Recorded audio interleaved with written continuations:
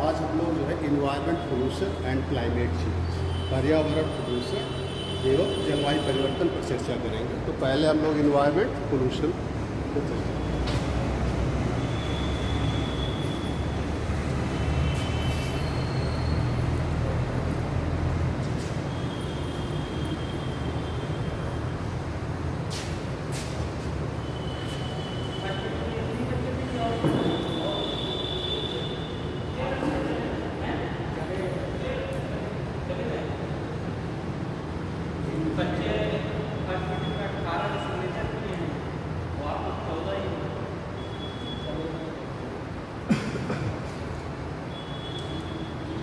पर्यावरण प्रदूषण, तो कल हमने आपको बताया था कि इन्वायरमेंट जो है हमारे चतुर्दिक फैला हुआ क्षेत्र ही पर्यावरण कहलाता है। All the surrounding area of us is known as environment. अब पर्यावरण प्रदूषण, तो हमने कल ये भी बताया था आपको कि जो पर्यावरण के तत्व है जैविक और अजैविक, वो हमारे चारों तरफ जो है व्याप्त है। यानी कि जो पर्यावरण का संगठन है वो जैविक और अजैविक दो तत्वों से मिलकर बना है।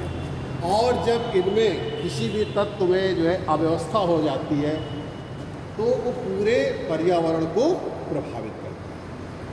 तो वो पूरे पर्यावरण को प्रभावित करता है। तो ये जो प्रदूषण है ये जो एक तरीके से पर्यावरण में जो है मानव की जो गतिविधियां हैं, खास तौर से वैसे प्राकृतिक जनित तत्व भी होते हैं, लेकिन जो है मुख्य रूप से मानव जनित, यानी कि जो मानव के द्वारा जो उत्पन्न कारक है उनके द्वारा जब पर्यावरण जो हमारा इन्वायरमेंट है उसकी क्वालिटी में जो है अवनयन होता है, ह्रास होता है, तो उसे हम लोग पर्यावरण प्रदूषण कहते हैं। और वो ह्रास इस सीमा तक हो कि जीव समुदाय और खास तौर से मानव समुदाय के लिए हानिकारक। बात समझ में आएगी? Environment pollution refers the degradation या lowering the quality of the environment at local stage. Environment refers the lowering the quality of the environment at local stage, मतलब स्थानीय स्तर पर जो पर्यावरण की गुणवत्ता में ह्रास होता है वो क्या कहलाता है? पर्यावरण प्रदूषण कहलाता है। और ये ह्रास को हम उस सीमा तक देखते हैं कि ये ह्रास खास तौर से जीव समुदाय और विशेष तौर पर मानवीय समुदाय के लिए हानिकारक है। तो उस चीज़ को ही हम पर्यावरण प्रदूषण कहते हैं। फिर से एक बार समझ लें कि पर्यावरण में मानव जनित कारकों के द्वारा उसकी गुणवत्ता में जो ह्रास होता है और वो ह्रास इस सीमा तक हो कि वो पर्यावरण के जीवी समुदाय और खास तौर से मानवीय समुदाय के लिए, उसे हम क्या कहते हैं? पर्यावरण प्रदूषण। आएगा समझ? दूसरे शब्दों में हम कह सकते हैं किसी भी पारिस्थितिकी तंत्र की जो संतुलित व्यवस्था है उसका अव्यवस्थित होना, उसका असंतुलित हो जाना ही पर्यावरण प्रदूषण कहलाता है। शॉर्ट में अगर कहें तो किसी पारिस्थितिकी तंत्र की संतुलन की दशा में अव्यवस्था उत्पन्न हो जाना पर्यावरण प्रदूषण कहलाता है या पारिस्थितिकी प्रदूषण। लेकिन ये खास तौर से जो हम प्रदूषण देखते हैं वो मानव के ही संदर्भ में देखते हैं। प्रदूषण कब हम मानते हैं? जब तक मानव के ऊपर उसका हानिकारक प्रभाव नहीं है।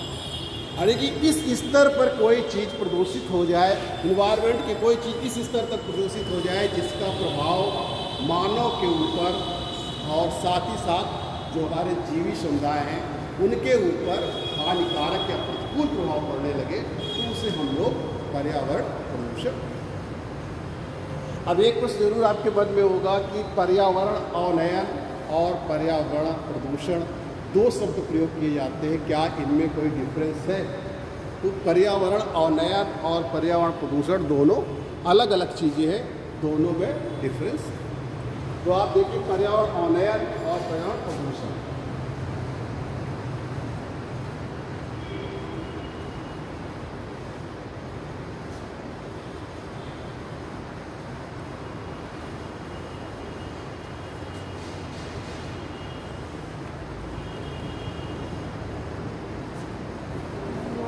दोनों में थोड़ा सा अंतर है और दोनों के जो है अंतर को आप बारीकी से समझिए।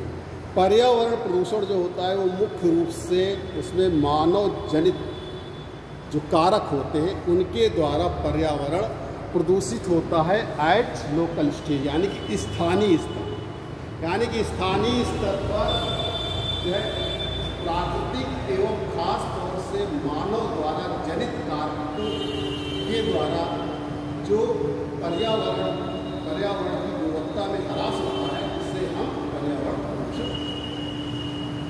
पर्यावरण अवनयन क्या है? पर्यावरण अवनयन प्राकृतिक और मानव के द्वारा जनित कारकों से पर्यावरण की गुणवत्ता में जो ह्रास जो स्थानीय स्तर पर, प्रादेशिक स्तर पर और वैश्विक स्तर पर होता है, उसे हम पर्यावरण अवनयन कहते हैं। पर्यावरण अवनयन का प्रभाव जो है प्रत्येक जीव के लिए देखा जाता है, यानी कि जीवी समुदाय के लिए और मानव के लिए, दोनों के लिए देखा जाता है। और ये जो है प्रादेशिक स्तर, स्थानीय स्तर और वैश्विक स्तर पर होता है। जबकि पर्यावरण प्रदूषण में मुख्य देखते तो जीवी समुदाय के लिए भी है, लेकिन मुख्य रूप से हम मानव समुदाय को शामिल करते हैं। तीसरा है इसमें जो अंतर है कि पर्यावरण जो अवनयन है वो जब इसकी इन्वायरमेंट की क्वालिटी में जो है ह्रास होना शुरू हो जाता है तो वो पर्यावरण अवनयन के अंतर्गत आने लगता है। लेकिन जब उसका प्रतिकूल प्रभाव पड़ने लगे, तो वो पर्यावरण प्रदूषण हो जाता है। कहने का तात्पर्य ये है कि पर्यावरण अवनयन की जो चरम सीमा है, जो क्लाइमेक्स है, वही पर्यावरण प्रदूषण। जैसे क्वालिटी का डिग्रेडेशन शुरू हो गया, यानी कि जो डेट्यूरेशन होता है, क्षरण होता है क्वालिटी में, पर्यावरण की जो क्वालिटी है, गुणवत्ता है, उसमें क्षरण होना शुरू हो गया, तो आपका पर्यावरण अवनयन कहलाता है। और ये जो है स्थानीय स्तर पर भी हो सकता है, प्रादेशिक स्तर पर भी हो सकता है और वैश्विक स्तर पर भी हो सकता है। लेकिन यही जब जीवी समुदाय और खास तौर से मानव समुदाय के ऊपर प्रतिकूल प्रभाव पड़ने लगता है। जैसे नदियों का जल है, आपने उसको दूषित होना शुरू हुआ, आपको दिख रहा है कि नदी का जल स्वच्छ नहीं है, लेकिन फिर भी आप उसमें नहा रहे हैं, उसको पी रहे हैं, तो इन्वायरमेंट जो है डिग्रेडेशन, मतलब उस नदी का जो क्या हो रहा है, अवनयन हो रहा है। लेकिन जब उसके पीने से, उसके यूज करने से, मान लीजिए आप उसमें नहा रहे हैं तो आपके शरीर में जो है विभिन्न प्रकार के जो है त्वचा संबंधी रोग हो जाते हैं, पी रहे हैं दूषित जल पीने से जो बीमारियां होती वो हो जाती है, तो वो आपका फिर प्रदूषण कहलाता है। तो अवनयन तो शुरू होता है, प्रारंभ में पर्यावरण अवनयन होता है, और जब उसका क्लाइमेक्स आ जाता है, जब उसका इस कदर से प्रतिकूल प्रभाव पड़ने लगता है कि आप उसका उपयोग नहीं कर सकते हैं, तो वो आप पर्यावरण प्रदूषण। तो दोनों में ये डिफरेंस है कि इन्वायरमेंट डिग्रेडेशन और इन्वायरमेंट प्रदूषण। आप देखिए पर्यावरण अवनयन के या पर्यावरण प्रदूषण के दो स्रोत हो सकते हैं, एक प्राकृतिक कारक और एक जो है प्राकृतिक स्रोत और एक मानव जनित स्रोत। तो पर्यावरण प्रदूषण के जो स्रोत है वो आपके दो हो सकते हैं।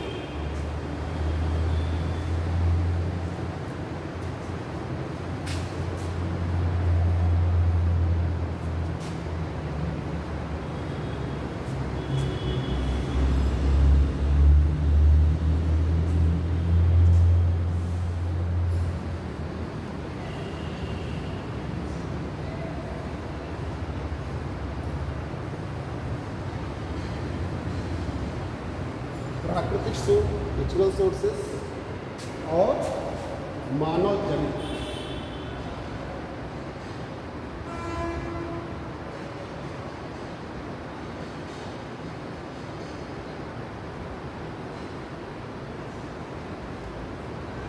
अब प्राकृतिक स्रोत क्या हो सकते हैं?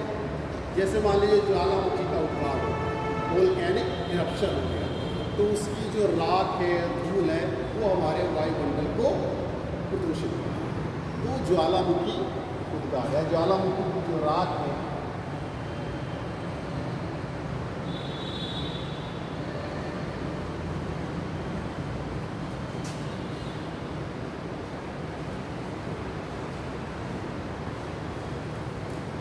ज्वालामुखी, राख और धूल की कण होते हैं। ये भी हमारे पर्यावरण को प्रदूषित करते हैं। इसी तरीके से जैसे आपका अर्थक्वेक आया, भूकंप आया, लैंडस्लाइड हुई, तो इनसे जो जैसे लैंडस्लाइड हुई तो बहुत पूरा का पूरा हिस्सा क्या हो जाता है, वो मुख्य भूमि से कट जाता है। लैंडस्लाइड का मतलब है कि किसी बड़े भूमि, किसी बड़े क्षेत्र का मुख्य भूमि से जो है नाता टूट, यानी कि मुख्य भूमि से वो अलग हो जाता है। आपने लैंडस्लाइड की घटनाएं पर्वतीय क्षेत्रों में ज़्यादा होती है, वहाँ पर आप देखते हो due to the gravitational force होती है, गुरुत्वाकर्षण बल के कारण होती है। तो ये जो है मुख्य भूमि से अपने अलग हो जाती है और वो पूरा क्षेत्र का क्षेत्र अलग हो जाता है। तो जो उससे कटा हुआ भाग है, अगर वहाँ पे नदियाँ वगैरह होती है तो उसमें जाकर वो सारी मिट्टियाँ वगैरह मिल जाती है। दूसरा है जब बाढ़, यमुना नदी आप देखते होंगे, यमुना नदी का जब बाढ़ नहीं आती तब कैसा जल आपको दिखाई देता है, स्वच्छ जल दिखाई देता है। और जब बाढ़ आती है तो आप देखिए कि उसका पानी कैसा हो जाता है, मट फैला हो जाता है। तो बाढ़ से भी जो है जल जो है प्रदूषित हो जाता है। तो ये जो है प्राकृतिक कारक है आपके। और मानव जल स्रोत में जैसे आपका औद्योगिक है, इंडस्ट्रियल सोर्सेज हैं। औद्योगिक स्रोतों में आप जानते हैं जैसे हमारे क्या कहते हैं कारखाने हैं, उनकी चिमनियों से निकलने वाला जो धुआं है वो वायुमंडल को प्रदूषित करता है। जो अपशिष्ट पदार्थ होते हैं इंडस्ट्रीज़ के, उद्योगों के, जो कारखानों के हैं, वो जाके या तो नदियों में मिल जाते हैं, जल प्रदूषण करते हैं, और या तो ज़मीन पर ही क्या कहते हैं ज़मीन पर ही उनको छोड़ दिया जाता है, स्थल पर ही छोड़ दिया जाता है, जो हमारा स्थल प्रदूषण या मृदा प्रदूषण करते हैं। इसी तरीके से जो शहरों में सीवेज का पानी है और शहरों की नालियों का पानी है, जाकर नदियों में मिलता है। आप जानते हैं कि शहरों में चाहे जहाँ कानपुर में देखिए, इलाहाबाद में देखिए, हज़ारों लीटर पानी जो है क्या कहते हैं गंगा नदी में जाकर मिल रहा है। शहरी क्षेत्रों का जो प्रदूषित जल होता है, गंदा जल होता है, वो जाकर नदियों में मिल रहा है।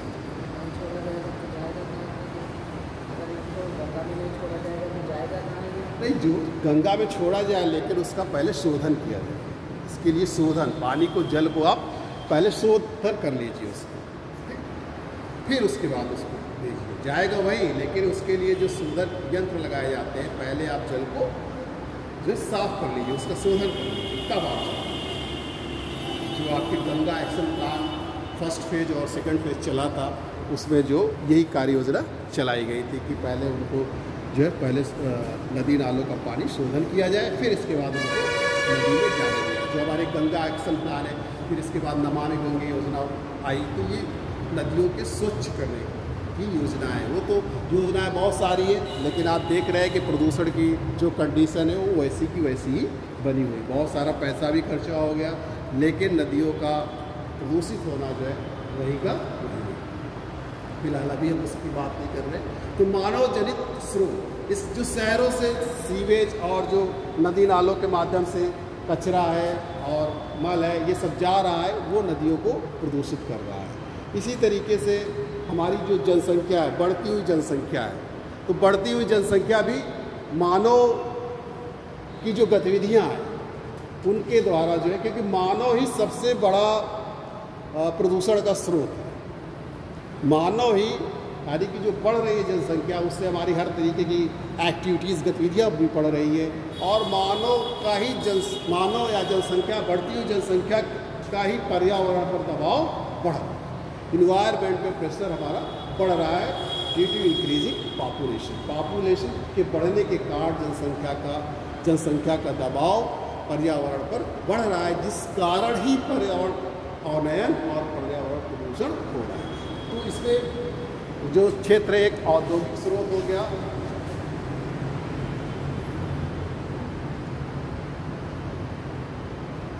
इससे निकलने वाला कचरा जो हमने बताया कि जाके नदी नालों के सहारे जो है नदियों में जाकर मिलता है, और दूसरा इसी में जो भूमि पे छोड़ दिया जाता है, उससे मृदा प्रदूषण और जल प्रदूषण फैलता है और इससे निकलने वाले जो कारखानों से, चिमनियों से धुएँ हैं वो हमारे वायुमंडल को प्रदूषित करते हैं। इसी तरीके के शहरी स्रोत है जो हमारा, यहाँ पर भी आप देखिए कि जो वाहन चलते हैं हमारे, ऑटोमोबाइल्स चलते हैं, तो वो क्या है, उनसे लगातार जो है वायु में प्रदूषण फैलता है। क्योंकि जैसे जैसे जनसंख्या बढ़ रही है वैसे वैसे हमारे व्हीकल्स जो है उनकी भी संख्या बढ़ रही है और उससे निकलने वाली जो गैसें हैं उनकी भी जो है मात्रा ज़्यादा हो रही है, जो वायुमंडल में जाकर जो हमारी वायु में मिश्रित गैसें हैं एक संतुलित अवस्था में उनके संतुलन को अव्यवस्थित कर रही है, जिससे हमारा वायु प्रदूषण हो रहा है। इसी तरीके से जनसंख्या खुद है अपने आप में, जनसंख्या चूँकि मानव ही हर गतिविधि को कर रहा है, मानव के द्वारा ही हर गतिविधियाँ की जा रही है, तो इसलिए जनसंख्या अपने आप में जो सबसे बड़ा प्रदूषण का स्रोत है। इसी प्रकार कृषि क्षेत्र है हमारा, एग्रीकल्चर है,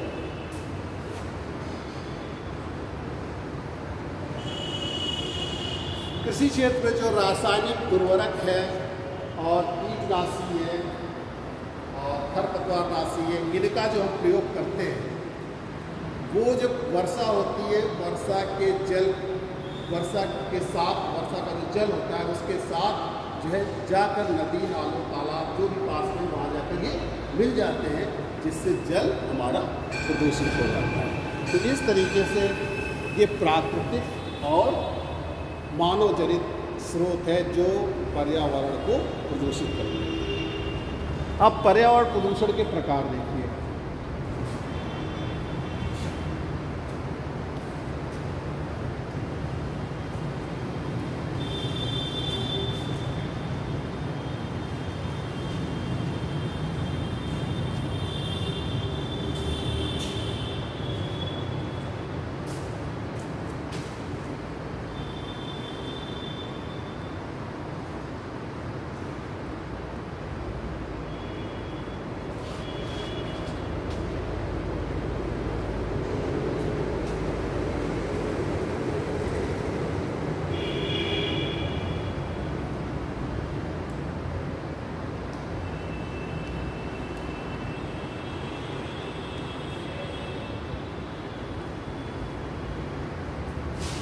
वैसे तो इसके प्रकार बहुत सारे बताए गए हैं, लेकिन जो वास्तव में हम लोग अपने एग्ज़ाम के हिसाब से देख रहा है तो उस हिसाब से हम आपको बताएंगे। नहीं तो इसके प्रकृति के आधार पर और स्थिति के आधार पर इस तरह कई तरह से इसके प्रकार बताएंगे, लेकिन जो है जो आपको पढ़ना चाहिए वो हम आपको बता रहे हैं। जैसे इसमें एक तो प्रकार में जैसे आपका प्रकृति के ही आधार पर उसके देखते हैं तो आपका वायु प्रदूषण है, जल प्रदूषण है,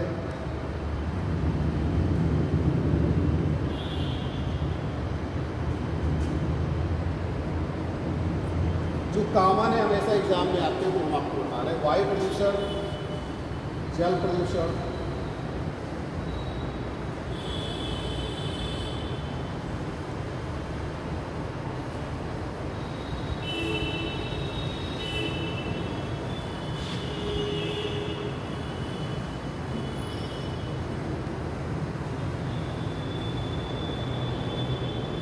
मृदा प्रदूषण या उसको हम भू प्रदूषण।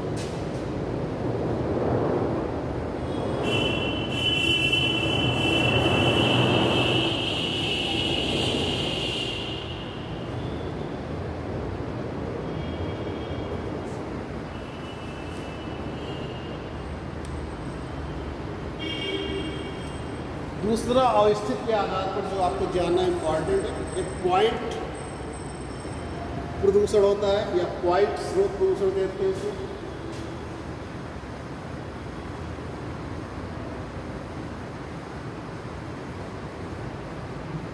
और इसी में दूसरा होता है नॉन पॉइंट।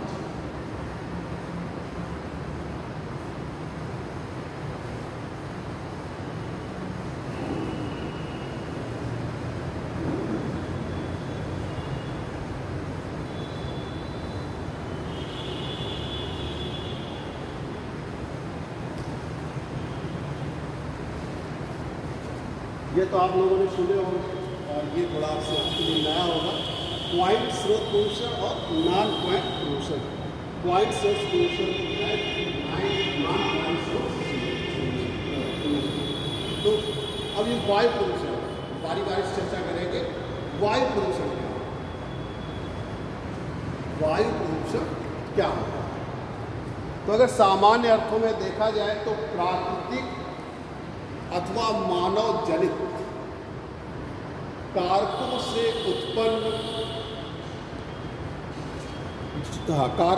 उत्पन्न जो तत्व होते हैं वो वायुमंडल की गैसों में जाकर मिश्रित होगा, जिससे वायुमंडल में उपस्थित गैसों की जो एक संतुलन की अवस्था होती है उसमें अव्यवस्था उत्पन्न हो जाती है और यह मानव व जीवी समुदाय के लिए हानिकारक प्रभाव डालती है। मानव पर या मानव के स्वास्थ्य पर जो है प्रतिकूल प्रभाव डालती है, जिसे हम वायु प्रदूषण कहते हैं। फिर से एक बार आप सुनिए कि सामान्य अर्थों में प्राकृतिक अथवा मानव जनित कारकों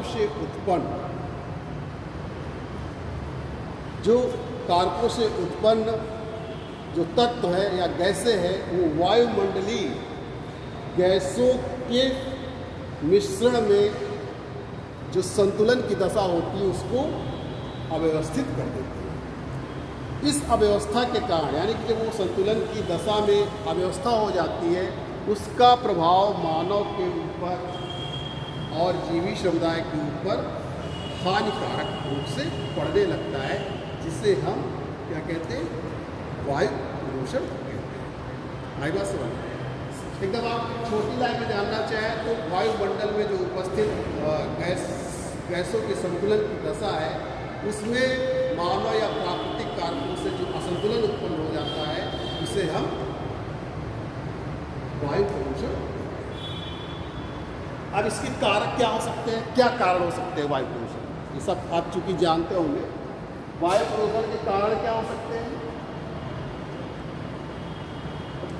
वायु प्रदूषण हमने आपको बताया कि या तो मानव जनित और या तो प्राकृतिक कारक। वैसे तो मानव जनित ही कारक मेन होता है। प्राकृतिक कारकों में तो हमने बताया कि जैसे ज्वालामुखी का उद्गार हो गया तो उससे जो राख है और जो धूल के कण है उससे निकलने वाली जो गैसें हैं वो जाकर वायुमंडल में जो है उपस्थित गैसों के साथ मिश्रित हो जाती है। दूसरा, इसमें शहरों में जो हमारे वाहन चल रहे हैं, जो हमारे स्वचालित वाहन,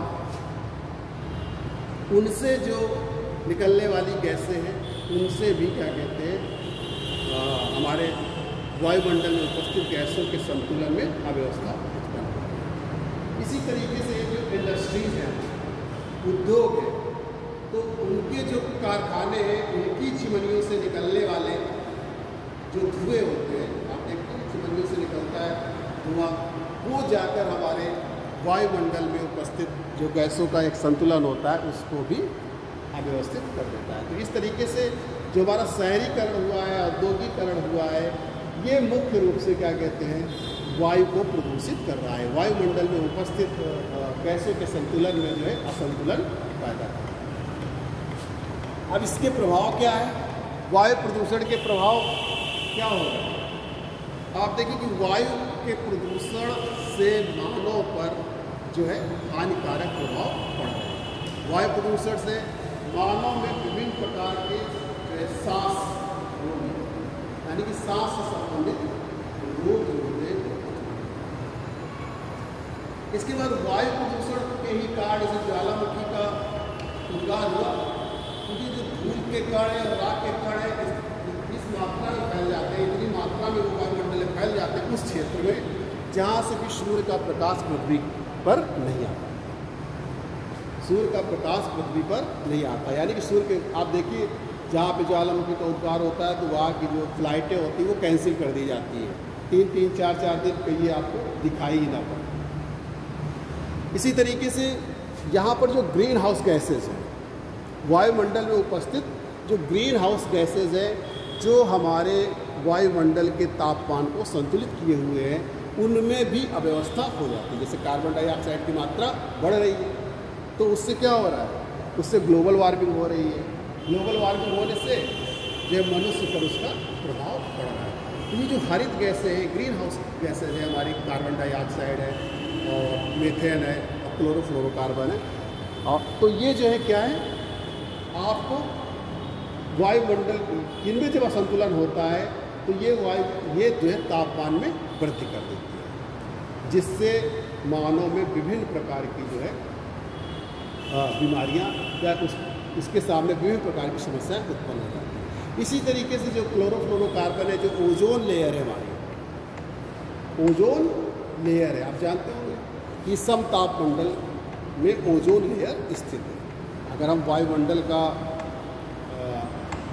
स्ट्रक्चर बताया तो सबसे नीचे जो है वो ट्रोपोस्फीयर पाया जाता है, जिसे हम क्षोभमंडल कहते हैं, और इसके ऊपर स्ट्रेटोस्फीयर पाया जाता है, जिसे हम जो है समतापमंडल कहते हैं, जो 50 किलोमीटर की ऊंचाई तक स्थित है। क्षोभमंडल से लेकर, क्षोभमंडल की ऊंचाई सामान्यतः तो 10 किलोमीटर है, लेकिन इसकी भूमध्य रेखा पे जो ऊंचाई होती है वो 16 से 18 किलोमीटर है, और जो ध्रुवों पर होती है वो 10 से 12 किलोमीटर होती है, क्योंकि भूमध्य रेखा पर तापमान अधिक होता है।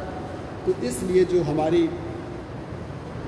गैसें होती है या जिससे संवहन तरंगें होती हैं वो अधिक ऊंचाई तक चली जाती हैं, जबकि ध्रुवों पर तापमान कम होता है, जिससे संवहन तरंगें अधिक ऊंचाई तक नहीं जा पाती है। इसलिए क्षोभमंडल का विस्तार जो होता है भूमध्य रेखा पर जो अधिक ऊंचाई तक पाया जाता है, जबकि ध्रुवों पर कम ऊंचाई तक पाया जाता है। इसके ऊपर जो है 50 किलोमीटर की ऊंचाई तक जो है हमारा स्ट्रेटोस्फीयर स्थित है, जो समतापमंडल कहलाता है, क्योंकि वहाँ पर तापमान फिर से बढ़ने लगता है। क्षोभमंडल में तो पृथ्वी की सतह से जैसे जैसे ऊपर की ओर जाएंगे वैसे वैसे तापमान में कमी होने लगती है, क्योंकि हमने आपको कल बताया था कि अगर पृथ्वी जो है वायुमंडल जो है हमारा वो सीधे सूर्य से गर्म नहीं होता, सीधे सूर्य से आने वाली किरणों से गर्म नहीं होता है। पहले पृथ्वी की सतह गर्म हो जाती है जब उसका रेडिएशन होता है, उसका विकिरण होता है, जिसे हम लोग टेरेस्ट्रियल रेडिएशन कहते हैं, पार्थिव विकिरण कहते हैं, उससे हमारा वायुमंडल गर्म होता है।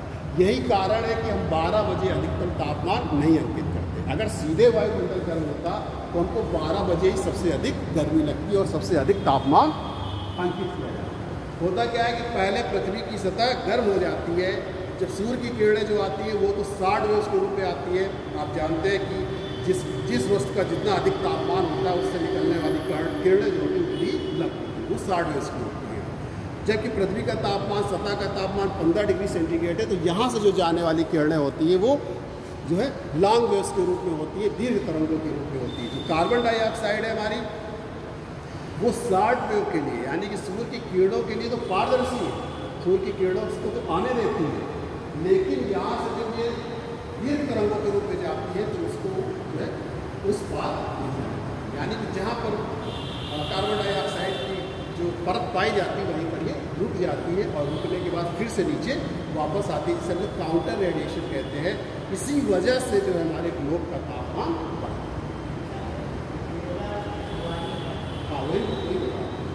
ग्लोबल वार्मिंग का मतलब पूरे ग्लोब का तापमान बढ़ता है। जैसे कि पिछली 19वीं शताब्दी के अंत से अब तक देखा जाए तो हमारे ग्लोब के तापमान में 0.9 डिग्री सेंटीग्रेड, यानी कि लगभग 1 डिग्री सेंटीग्रेड तापमान में वृद्धि हो चुकी है। तो ये तापमान में वृद्धि क्यों हुई? इस वजह से हुई कि जो हमारी green house gas carbon dioxide की मात्रा जो हमारा औद्योगिक क्षेत्र, औद्योगिक के कारण, इंडस्ट्रियल एक्टिविटीज़ के कारण जो है हमारे कार्बन डाइऑक्साइड की मात्रा लगातार बढ़ती जा रही है, और लगभग जो सामान्य से 30% अधिक जो इसका संतुलन होना चाहिए, जितनी इसकी मात्रा होनी चाहिए, अनुपात होना चाहिए, उसमें 30% अधिक है।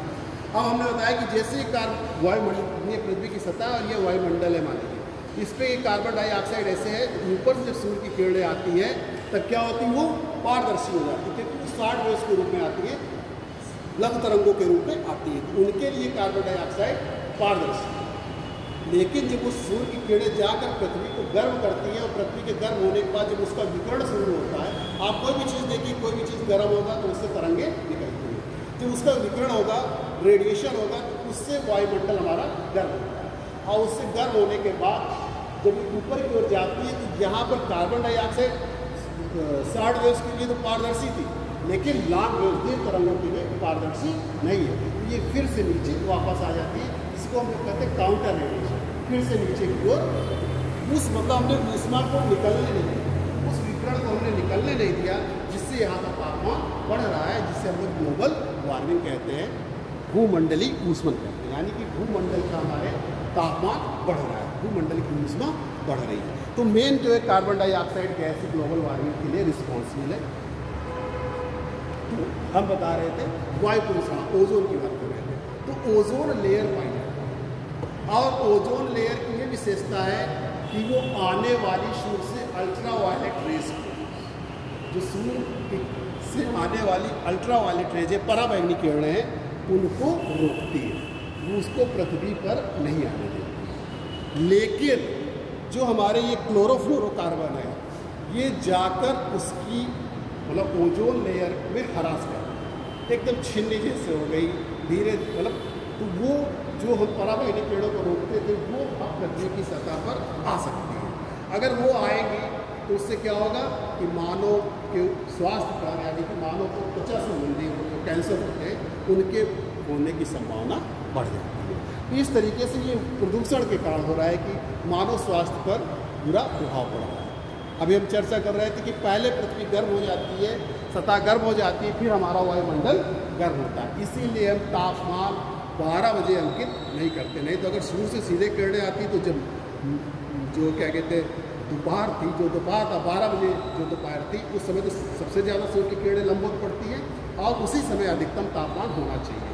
लेकिन वो तापमान अधिकतम उस तरीके समय नहीं होता है, जबकि अधिकतम तापमान हम 3 और 4 बजे।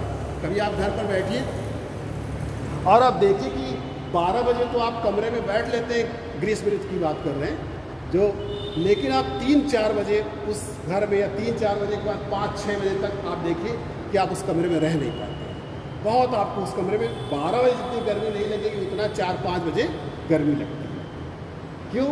क्योंकि ये जो हमारे सीधे तो वायुमंडल गर्म नहीं होता, अब ये आग के पहले पृथ्वी की सतह गर्म हुई, और उसी तरीके से हमारे जो दीवार होती है वो ईंटों से बनी होती है, वो क्या होती है, कुचालक होती है, नॉन कंडक्टर होती है।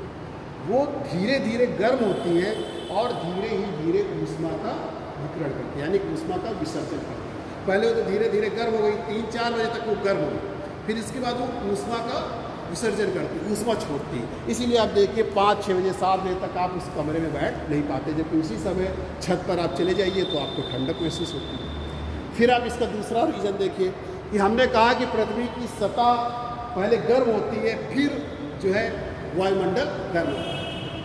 जब पृथ्वी की सतह पहले गर्म होगी, पहले ये भाग गर्म होगा तब ऊपर की ओर वो समान तरंगे जाएगी, फिर ये भाग गर्म होगा तब ऊपर की ओर समान तरंगे जाएगी, फिर ये गर्म होगा। इस तरीके से पहले निचला भाग गर्म होता है, फिर ऊपर वाला भाग गर्म होता है। इसीलिए जब ऊपर का तापमान कम होता है, जैसे गर्मियों में आप ऊपर चले जाइए, 3-4 स्टोरी ऊपर छत पे चले जाइए तो वहाँ आपको ठंडक, मतलब नीचे की अपेक्षा वहाँ पर तापमान जो है आपको कम महसूस होता है। वहाँ पर ऊपर बढ़ते हैं तो सूर्य और पास जाता है तो और तापमान ज़्यादा होता है। हाँ, वही कह रहे हैं कि 60 में जो सूर्य की 60 वेव आती है, तरंगे आती हैं, उनसे सीधे वायुमंडल गर्म नहीं होता है। वायुमंडल को गर्म होने के लिए भी माध्यम की ज़रूरत होती है। अब पहले पृथ्वी गर्म हो जाती है, अगर सूर्य से सीधे गर्म होता वायुमंडल हमारा सीधे, तो पहले ऊपर ही गर्म होता, फिर नीचे ठंडा होता। लेकिन ऐसा नहीं है, क्योंकि गर्मी, जैसे अब आप आग जलाते हैं मान लीजिए, और जैसे जैसे उससे ऊपर की ओर जाते हैं, हाथ ऊपर की ओर ले जाते हैं, वैसे वैसे आप तापमान में क्या हो, कमी महसूस होती है। तो जब पहले पृथ्वी हमारी सतह गर्म होती है, और गर्म होने के बाद जब ये गर्म हो जाएगी तो इससे विकिरण होगा। अगर आप कभी देखें किसी बर्तन को गर्म कर दे या तवा को गर्म करके आप देखें, तो उससे जैसे जैसे कोई भी बर्तन आप ऊपर हाथ ले जाते हैं, वैसे वैसे आप तापमान में कमी महसूस होती है। उसी तरह ये पृथ्वी है, पहले ये गर्म हो जाएगी, और गर्म होने के बाद धीरे धीरे इसमें सब विकिरण शुरू होगा, तब हमारा वायुमंडल गर्म होगा। तब हमारे ये जो माध्यम जितने रहेंगे, जैसे ईंट है, राख हैं, ये सब जितने भी ये धूल के कण हैं, ये सब धीरे धीरे जो है अपने माध्यम के सहारे वायुमंडल को गर्म करते हैं, और जैसे जैसे हम ऊपर की ओर जाते हैं वैसे वैसे तापमान में कमी होती है, जिसे हम नॉर्मल लैप्स कहते हैं, सामान्य ताप पतन दर कहते हैं, जो प्रति 1 किलोमीटर की ऊंचाई पर जाने पर 6.5 डिग्री सेंटीग्रेड कम हो जाता है, या 165 मीटर की ऊंचाई पर जाने पर 1 डिग्री सेंटीग्रेड तापमान, जिसे हम नॉर्मल लैप्स रेट कहते हैं, सामान्य ताप पतन दर कहते हैं। एग्जाम में पूछा जाता है कि सामान्य ताप पतन दर क्या है, लेकिन ये घटना केवल यह क्षोभ मंडल में ही होती है। जब हम समताप मंडल में चले जाते हैं, चूँकि वहाँ पर ओजोन लेयर है, ओजोन परत है, जो सूर्य से आने वाली पराबैंगनी किरणों को क्या करती है, अवशोषित कर लेती है, जिससे फिर से तापमान जो होता है वो बढ़ने लगता है। तो इस तरीके से उसको इसलिए समताप मंडल कहा गया है, क्योंकि वहाँ पर पहले तापमान स्थिर रहता है, धीरे धीरे बढ़ता है, इसलिए इसको स्ट्रेटोस्फीयर कहा गया, समताप मंडल।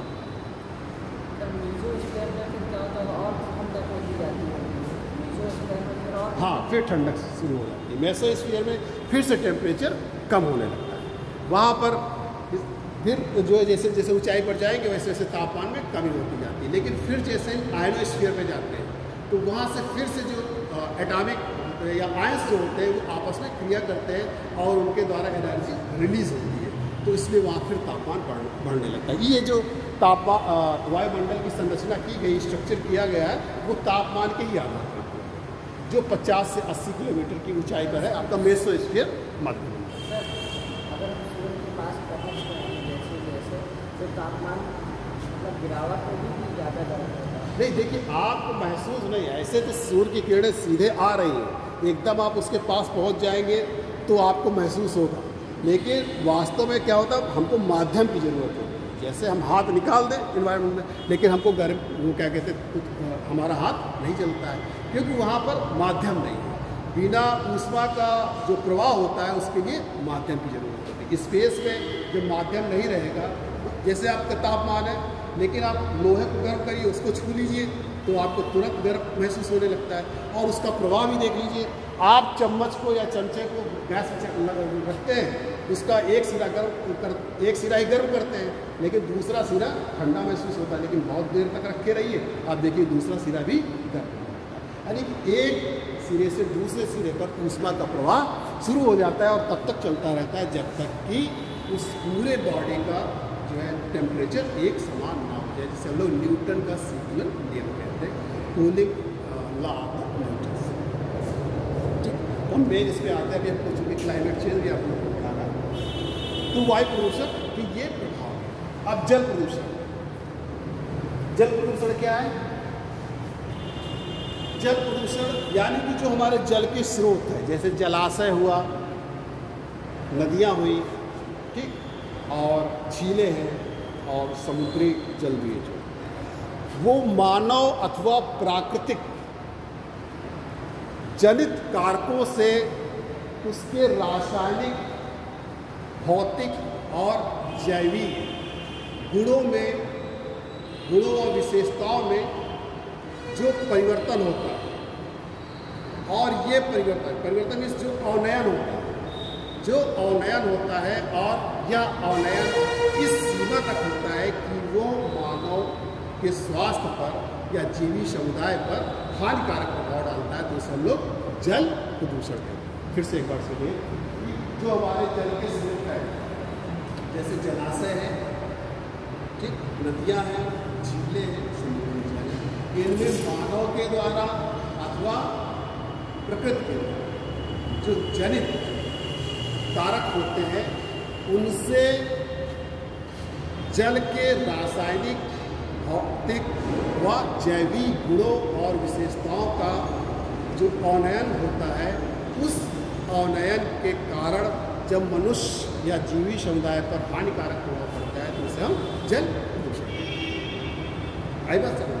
अब ये जल प्रदूषण के क्या कारण हो सकते हैं? आप जानते हैं कि जैसे हमने अभी आपको बताया कि औद्योगिक अपशिष्ट है, यानी कि उद्योगों का जो कचरा है वो अपशिष्ट होकर जो है उसको हम जब नदियों में प्रवाहित करते हैं, वो नदियों में जाता है तो नदी का जल दूषित हो जाता है। जैसे आप गंगा नदी को देखिए, कानपुर के पास है, जो यहाँ की चमड़ा फैक्ट्री वगैरह, इनसे जो जल जाता है, प्रदूषित कचरा जाता है जो हमारा, वो क्या है, जल को प्रदूषित करता है। इसी प्रकार जो घरों का है और जो ये सीवेज है, इनका जो अपशिष्ट पदार्थ है, मल मूत्र है, कचरा है, ये सब इसमें जाकर इसको प्रदूषित करता है। तो ये जल प्रदूषण में आपने बताया कि प्राकृतिक कारण भी हो सकते हैं। मान लीजिए जब बाढ़ आती है तो उससे भी जल प्रदूषित होता है। अब इसके प्रभाव क्या हो सकते हैं? जल प्रदूषण के प्रभाव क्या हो सकते हैं? अब जल प्रदूषण में जब जल की गुणवत्ता में ह्रास हो जाता है, गुणवत्ता में उसके रासायनिक, भौतिक और जैविक गुणों में जो अवनय होता है, तो उसके कारण यहाँ पर इसमें रहने वाले जो जीव जंतु देखिए वो क्या होते हैं, मर जाते हैं। क्योंकि वास्तव में क्या होता है, जो सूक्ष्म जीव होते हैं वो जो है पहले इसमें उपलब्ध ऑक्सीजन को जो है अपने उपयोग में ले आते हैं, तो उससे वहाँ पर ऑक्सीजन की कमी हो जाती है, जिसे हम लोग बीओडी कहते हैं, बायोलॉजिकल ऑक्सीजन डिमांड। उस कमी हो जाने से यहाँ पर जो जीव जंतु होते हैं, जो इस जल में रहने वाले होते हैं, जैसे मछलियाँ वगैरह हैं, तो ये मर जाती है। देखिए कानपुर में भी देखा गया कि बहुत सारी मछलियाँ मर गई। इसी प्रकार इनमें जो इस जल से जो हम इस जल का उपयोग जो कृषि कार्य में करते हैं, तो उससे कृषि कार्य में करते हैं तो इस जल में जो तत्व रहते हैं, रासायनिक तत्व रहते हैं, वो हमारे जो खाद्य पदार्थ या जो कृषि पदार्थ है उनमें प्रवेश कर जाते हैं। और प्रवेश करने के बाद जब उसका उपयोग मानव करता है तो मानव में भी पहुंच जाते हैं, जिससे मानव में भी दूरगामी जो है हानिकारक प्रभाव मानव के स्वास्थ्य पर। फिर इसके बाद मानव अगर इस जल का उपयोग करता है, सिर्फ सीधे तौर पर मानव इस जल को पीता है। आप देखिए हर जगह पर आपको उसी जल आपको दिखाई देगा। बहुत सारे ऐसे क्षेत्र, नदी नालों की तो बात छोड़िए, आपके भूगर्भ का जल भी प्रदूषित हो चुका है।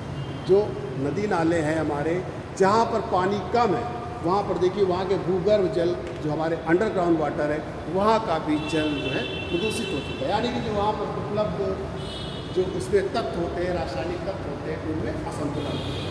तो जब हम इस जल का उपयोग करते हैं तो हमारी जो जल बीमारियाँ होती हैं, जो जल से संबंधित बीमारियाँ होती हैं, जैसे हैजा है, कॉलरा है, ये सब चीज़ें ये सब बीमारियाँ जो है मानव को। ये था आपका जल प्रदूषण। अब आपका ध्वनि प्रदूषण देखिए। ध्वनि प्रदूषण क्या है? जैसे जो उच्च तीव्रता वाली ध्वनि, उच्च तीव्रता वाली ध्वनि या दूसरे शब्दों में अवांछनीय, जिसको हम सुनना पसंद नहीं करते, यानी कि उच्च तीव्रता वाली ध्वनि या अवांछनीय ध्वनि जो है मानव को जो है मनोवैज्ञानिक रूप से जो असंतुलित करती है, मानव को असंतुलित करती है। यानी कि मानव के मस्तिष्क में इस तरीके का जोर डालती है कि ये उसके लिए अवांछनीय है, उससे मानव में चिड़चिड़ापन आता है, मानव में अशांति होती है, तो उससे हम ध्वनि प्रदूषण करते हैं। यानी कि उच्च तीव्र वाली ध्वनि, उच्च तीव्रता वाली ध्वनि जो मानव के लिए अवांछनीय होती है और मानव पर जो है मनोवैज्ञानिक रूप से अशांति और चिड़चिड़ापन जैसे जो है व्यवहार उत्पन्न करती है, तो उसे हम ध्वनि प्रदूषण कहते हैं। अब ध्वनि प्रदूषण कैसे उत्पन्न होता है? आप जानते हैं कि बहुत सारे हमारे कल्चरल प्रोग्राम होते हैं, सांस्कृतिक प्रोग्राम होते हैं, कोई लाउड स्पीकर लगाए जाते हैं, या राजनीतिक चुनाव होता है तो उससे क्या कहते हैं, उसमें लाउड स्पीकर लगाए जाते हैं, उसमें यानी कि उच्च तीव्रता वाली ध्वनि आपको सुनाई देती है। दूसरा जो हमारे वाहन है, वाहन के जो हार्न है और इनके इंजन है, ये आपको जो है अब अवांछनीय ध्वनि उत्पन्न करते हैं। आप शहरों में जैसे ये देखिए, आप ये सब क्या है, अवांछनीय जो है तीव्रता वाली ध्वनि।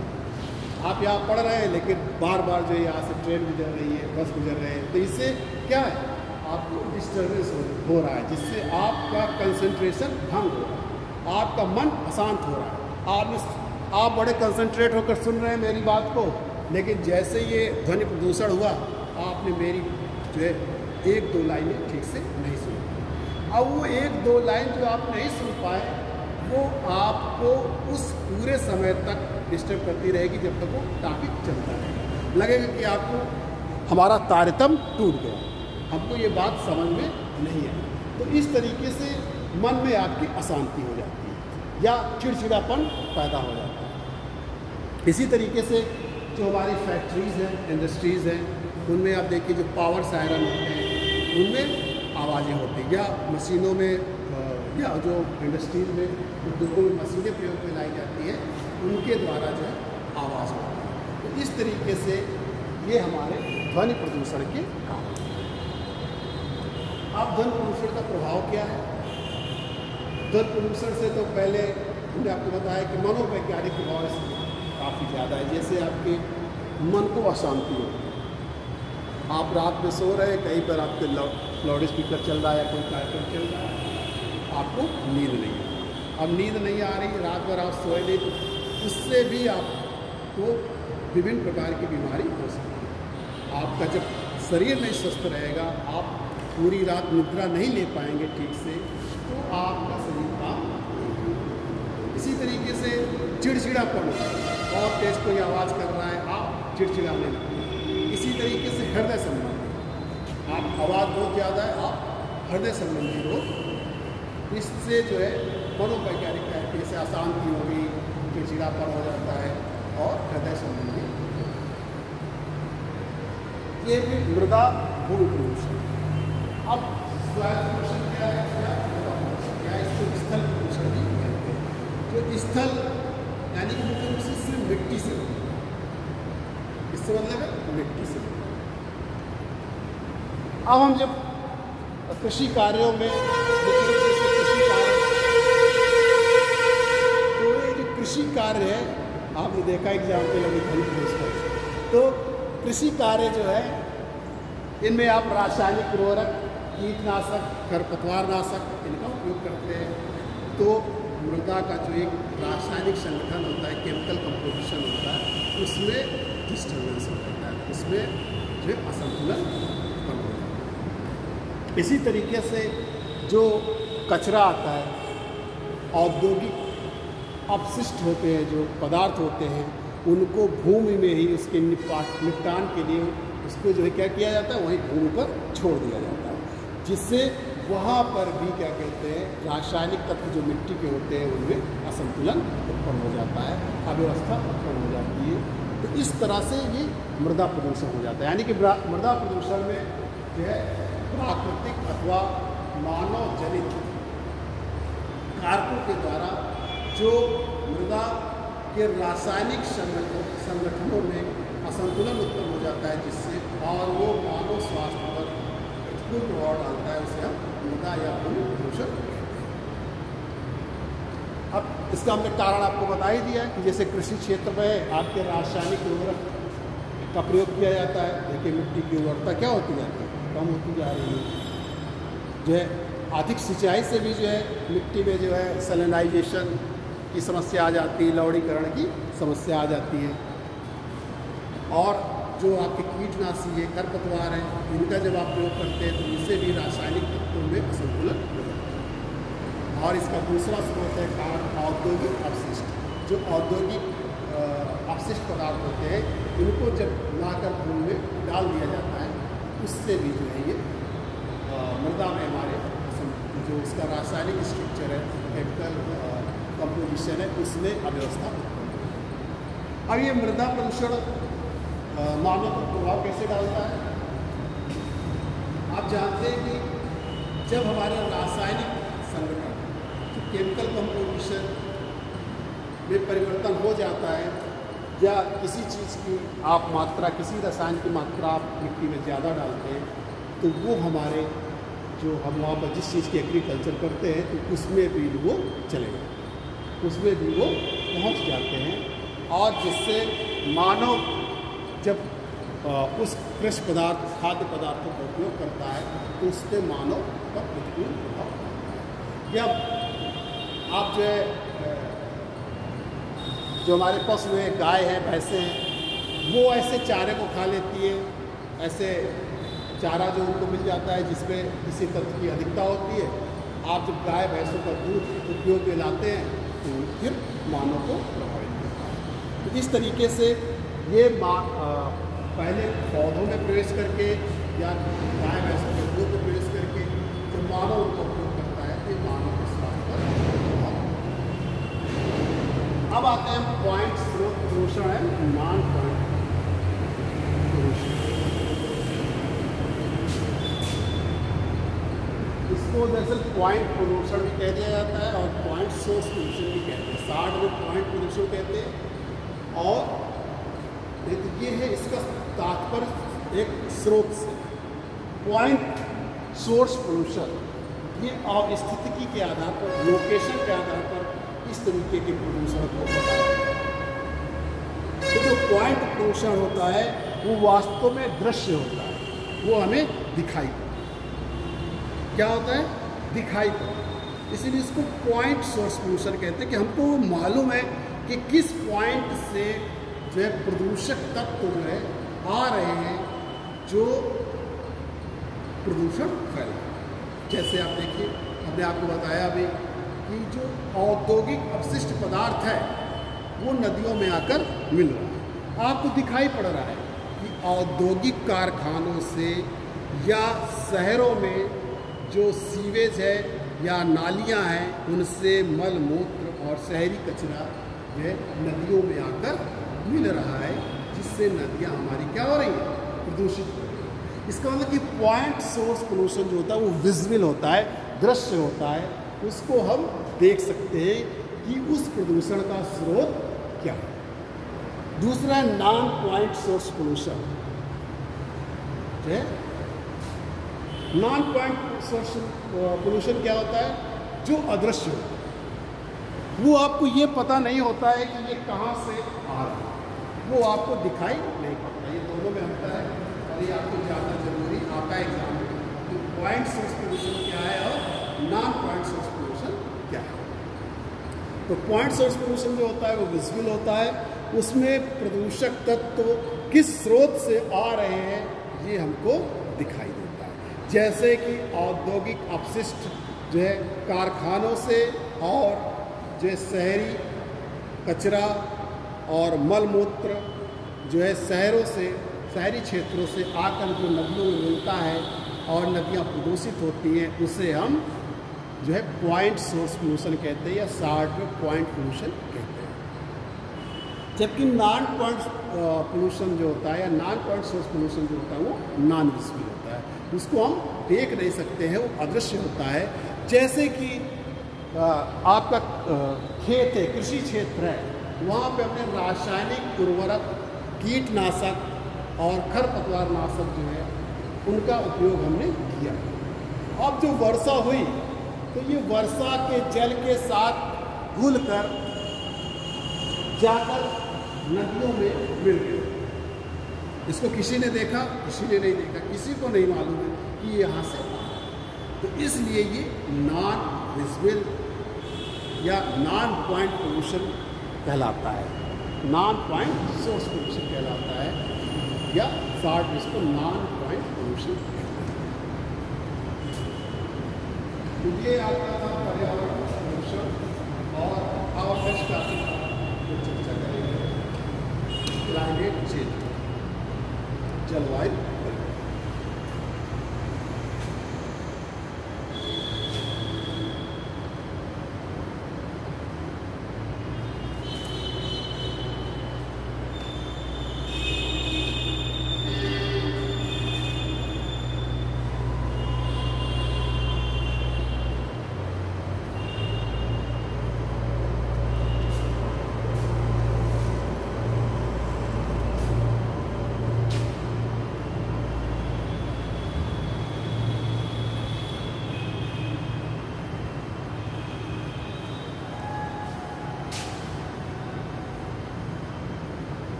क्लाइमेट चेंज, जलवायु परिवर्तन, इसके अंतर्गत हम चर्चा करेंगे कि क्लाइमेट चेंज क्या है, जलवायु परिवर्तन क्या है और जलवायु परिवर्तन के क्या कारण हैं। क्यों जलवायु में परिवर्तन हो रहा है, और फिर इसके बाद चर्चा करेंगे हम इसका प्रभाव क्या पड़ता है, जलवायु परिवर्तन का वैश्विक प्रभाव क्या है, और जलवायु परिवर्तन के समाधान के लिए क्या वैश्विक और भारत के द्वारा क्या प्रयास किए जा रहे हैं, इन बिंदुओं पर हम इस टॉपिक के अंदर चर्चा करेंगे। तो पहले सबसे आप जानिए, अब ये जानिए कि जलवायु परिवर्तन जो है वास्तव में आज पूरे विश्व के सामने जो है बर्निंग इशू है, एक ज्वलंत मुद्दा है जिस पर हमेशा जो है चर्चा होती रहती है। हमेशा इस पर विभिन्न प्रकार के सम्मेलन आयोजित किए जाते हैं और विभिन्न प्रकार की नीतियाँ और कार्य योजनाएँ बनाई। लेकिन इससे पहले हम आपको बता दें कि ये जलवायु आखिरकार क्या है, ये आखिरकार क्लाइमेट क्या है, जलवायु।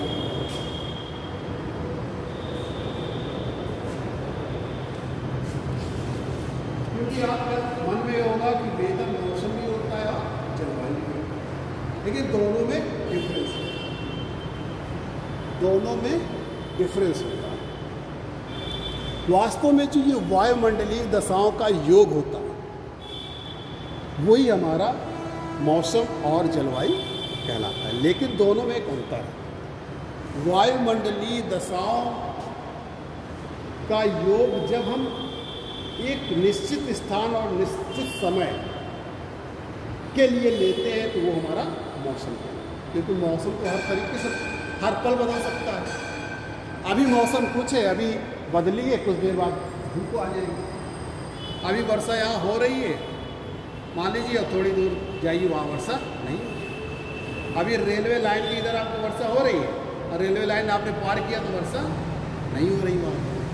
तो वेदर जो होता है वो जो पर्टिकुलर टाइम और पर्टिकुलर प्लेस के लिए होता है। और ये जो वायुमंडलीय दशाएं शब्द हमने यूज किया तो ये मुख्य रूप से तत्व होते हैं जो वायुमंडल और वेदर यानी कि मौसम और जलवायु के तत्व एक ही होते हैं, उनमें कोई अंतर नहीं होता।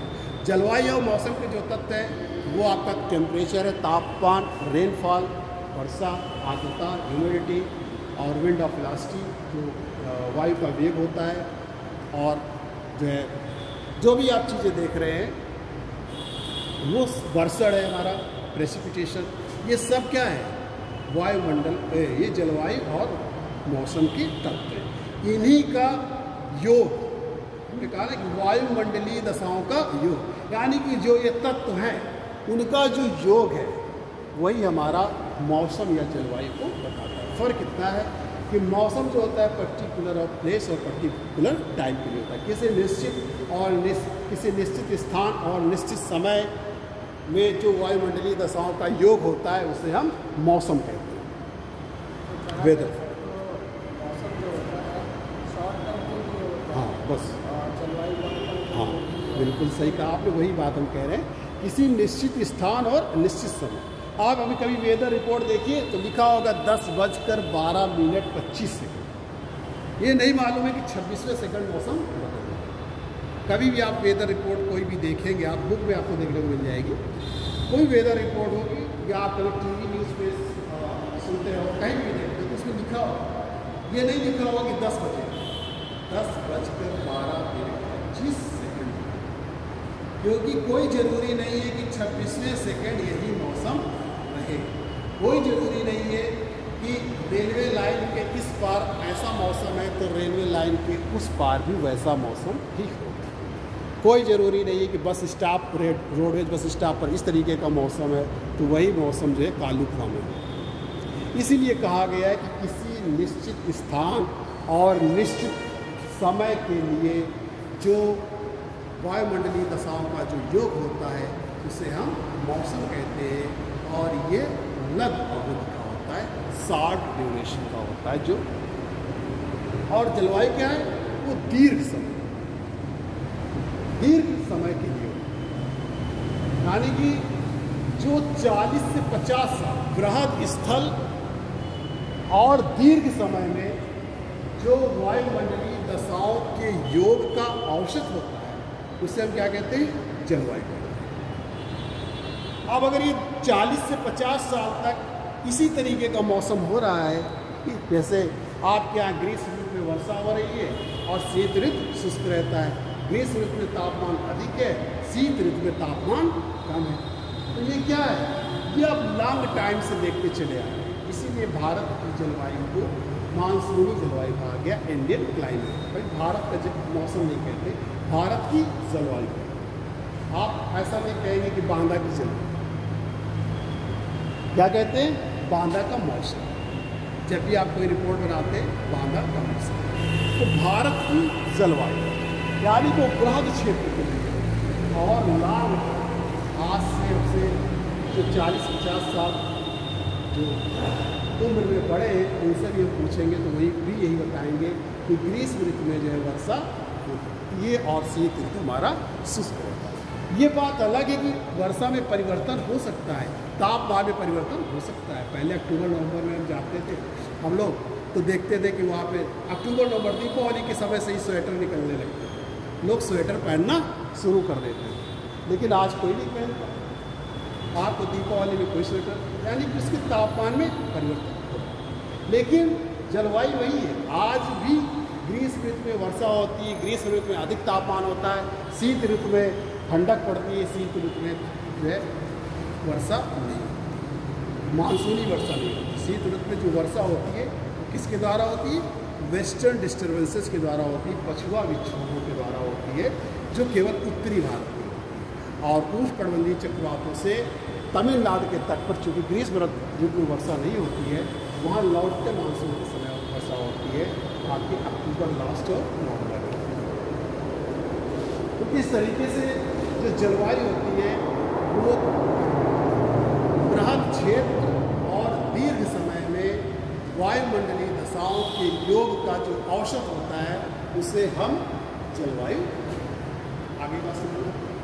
अब इसमें परिवर्तन अगर होने लगे, अब अगर इसमें चेंज होने लगे, जैसे आपने चेंज देखा कि ग्रीष्म ऋतु में तापमान अधिक हो रहा है, शीत ऋतु में ठंडक अधिक हो रही है, मौसम में परिवर्तन हो रहा है, जो है वर्षा में अनिश्चितता हो रही है।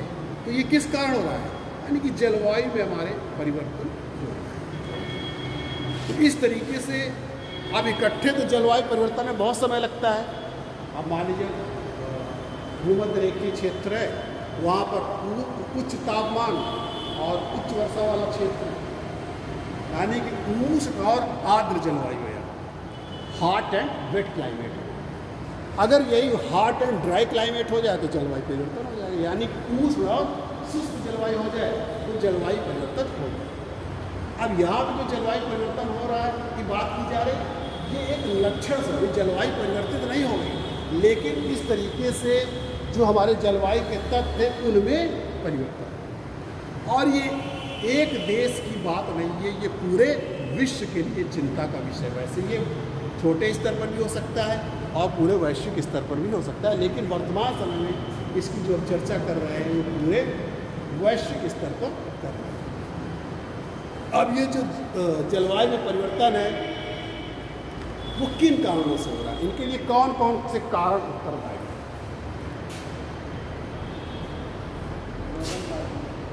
हाँ, कौन कौन से कॉजेस हैं, कौन कौन से कारण हैं? पहला तो देखिए, हम बहुत पीछे नहीं जा रहे हैं, वैसे तो प्राकृतिक कारणों से भी होता है, लेकिन हम प्राकृतिक कारक की चर्चा नहीं करेंगे। यहाँ पर जलवायु परिवर्तन जो है मुख्य रूप से मानव की गतिविधियों के द्वारा हो रहा है। तो उसी टॉपिक को हम ले रहे हैं क्योंकि हमको आपको थोड़े समय में ही बताना है, नहीं तो टॉपिक तो बहुत लंबा है। तो कारण जो है, पहला ग्रीन हाउस, जो हमारी ग्रीन हाउस गैस।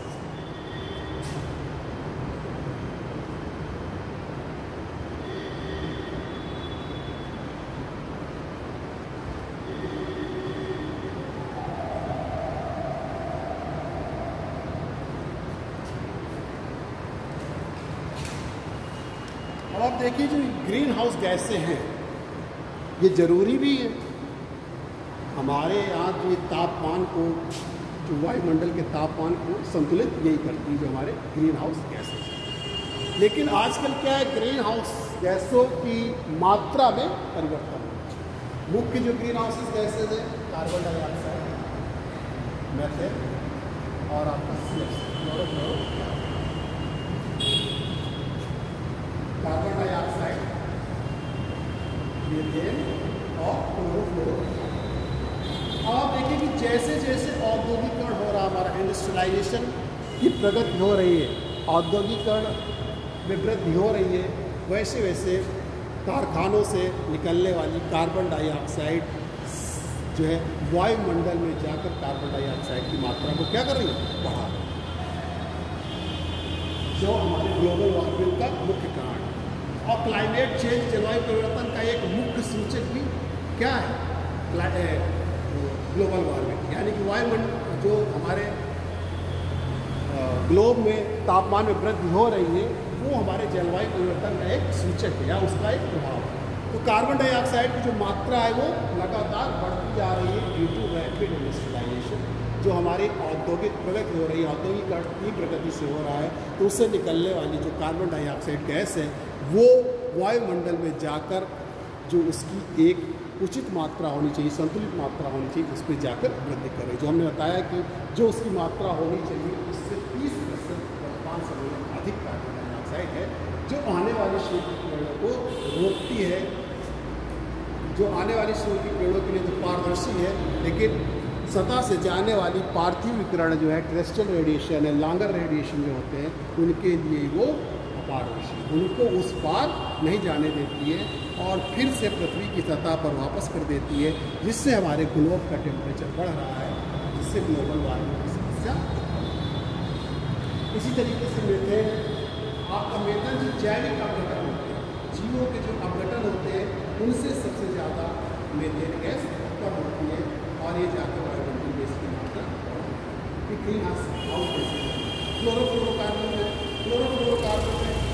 जो हम रेफ्रिजरेटर यूज कर रहे हैं, एयर कंडीशन यूज कर रहे हैं, इनसे जो निकलने वाली क्लोरीन गैसेज है, मुख्य रूप से तो क्लोरीन गैस पैदा होती है, ये जाकर ओजोन को डिप्लेट कर रही है, हमारी ओजोन की जो परत है उसका क्षरण कर रही है, यानी कि उसका जो कंसंट्रेशन है, उसकी सांद्रता है, उसको कम कर रही है, जिससे जो है सूर्य की पराबैंगनी किरणों की आने की संभावना बढ़ जाती है, जो भी वो भी तापमान को हमारे बढ़ाएगी।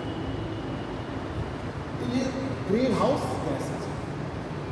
दूसरा हमारा औद्योगिकरण है,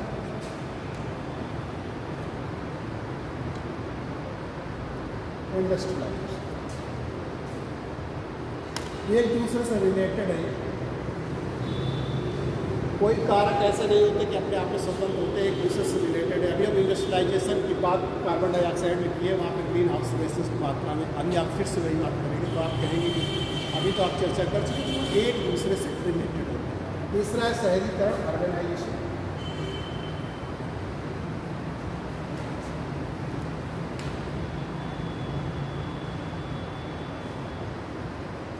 औद्योगिकरण में वही बात है, जैसे जैसे उद्योगों का विस्तार हो रहा है, वैसे वैसे हमारे जो वन संपदा है, फॉरेस्ट है, उनमें भी कमी हो रही है, और जैसे जैसे उद्योग हमारे बढ़ रहे हैं, वैसे वैसे कार्बन डाइऑक्साइड की मात्रा भी बढ़ रही है, क्योंकि पूरा वैश्विक देश चाहता है कि हम अधिक औद्योगिक प्रगति कर लें। जैसे USA है और चाइना है, संयुक्त राज्य अमेरिका है और चाइना सबसे ज़्यादा कार्बन डाइऑक्साइड जो छोड़ने वाले देश है, यानी कि सबसे ज़्यादा कार्बन डाइऑक्साइड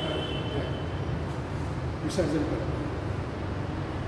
तो जैसे जैसे औद्योगिकरण होगा, उद्योगों में प्रगति होगी, अधिक उद्योग लगेंगे, वैसे वैसे कार्बन डाइऑक्साइड की मात्रा वायुमंडल में अधिक होती जाती है। शहरीकरण, अर्बनाइजेशन, जैसे जैसे नगरीकरण हो रहा है, हमने आपको कल भी एग्जाम्पल दिया था कि जब तक पुराना बाईपास था तब तक यहाँ पर आबादी आपको देखने को मिल रही थी। अब इसके बाद जब नया बाईपास बन गया, वहाँ तक आबादी मिल गई। उससे क्या है, कृषि क्षेत्र, वन क्षेत्र सब क्या होता जा रहा है, सिकुड़ता जा रहा है।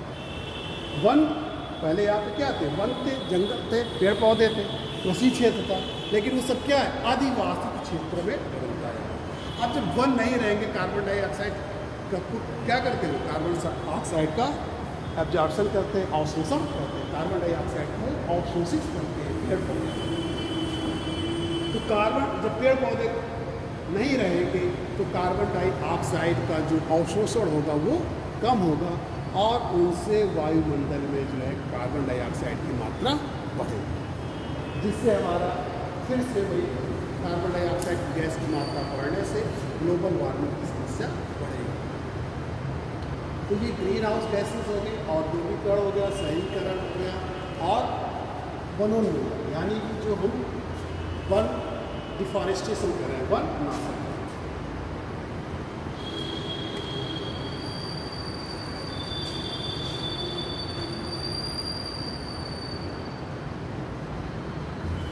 तो हम वन को काट रहे हैं, जंगलों को लगातार काटते चले जा रहे हैं। पहले देखिए कि जो हमारे पर्वतीय क्षेत्र थे वो अछूते थे, वहाँ पर मानव नहीं पहुँच रहा था, लेकिन अब उसको टूरिस्ट प्लेस बनाने के लिए, यानी कि टूरिस्ट इंडस्ट्रीज़ के विकास के लिए वहाँ पर भी पहुँच गए हैं और वहाँ पर भी पेड़ों को काट रहे हैं और पेड़ को काट कर जो है सड़क बनाने का प्रयास कर रहे हैं। इसी तरीके से जब बड़े बड़े डैम बनाए जाते हैं, बांध बनाए जाते हैं, तो उनसे भी क्या होता है, बहुत बड़े क्षेत्र में जो है वनों का कटाव होता है। तो इस तरीके से या जो हमारी कॉमर्शियल एक्टिविटीज़ हैं, जैसे पैकिंग हो रही, सेब की पैकिंग हो रही है और फलों की पैकिंग हो रही है, उसके लिए जो पेटियाँ बनाई जा रही है, किससे बनाई जा रही है, लकड़ियों से बनाई जा रही है। तो इस तरीके से व्यावसायिक कार्यों के लिए और जो हमारी निर्माण कार्य, जो विभिन्न प्रकार के हम निर्माण कर रहे हैं, उनके कार्यों में जो है, उनके कार्यों की वजह से वनों को अधिक मात्रा में काटा जाता है। इसलिए जब वन नहीं रहेंगे तो कार्बन डाइऑक्साइड का अधिक अवशोषण हो नहीं पाएगा। जब अधिक अवशोषण नहीं होगा तो कार्बन डाइऑक्साइड की मात्रा अपने आप वायुमंडल में बढ़ती जाएगी। अब देखिए इसके प्रभाव क्या है, जलवायु परिवर्तन के प्रभाव।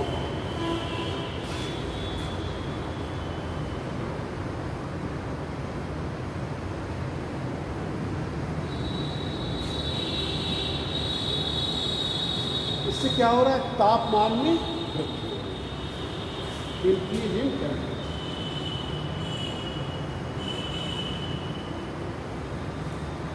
ये अभी हमने आपको चर्चा किया है कि जैसे वायुमंडल में जो ग्रीन हाउस गैसेज हैं, उनमें जब कार्बन डाइऑक्साइड की मात्रा बढ़ती जाती है तो उससे क्या होता है, काउंटर रेडिएशन, यानी कि सूर्य की जो किरणें आ रही है वो तो आ जाती हैं, लेकिन जो लॉन्गर रेडिएशन होता है, यानी कि जो पृथ्वी की पार्थिव विकिरण होती है, उससे जाने वाली जो दीर्घ तरंगें होती हैं वो वापस नहीं जा पाती हैं।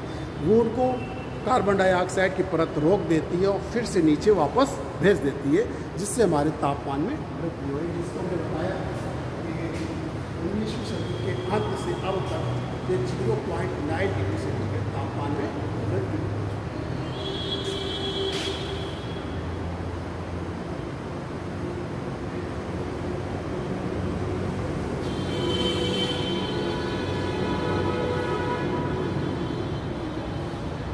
दूसरा है वर्षा में अनिश्चितता, यानी कि वर्षा को भी प्रभावित कर रहा है, अनसर्टेनिटी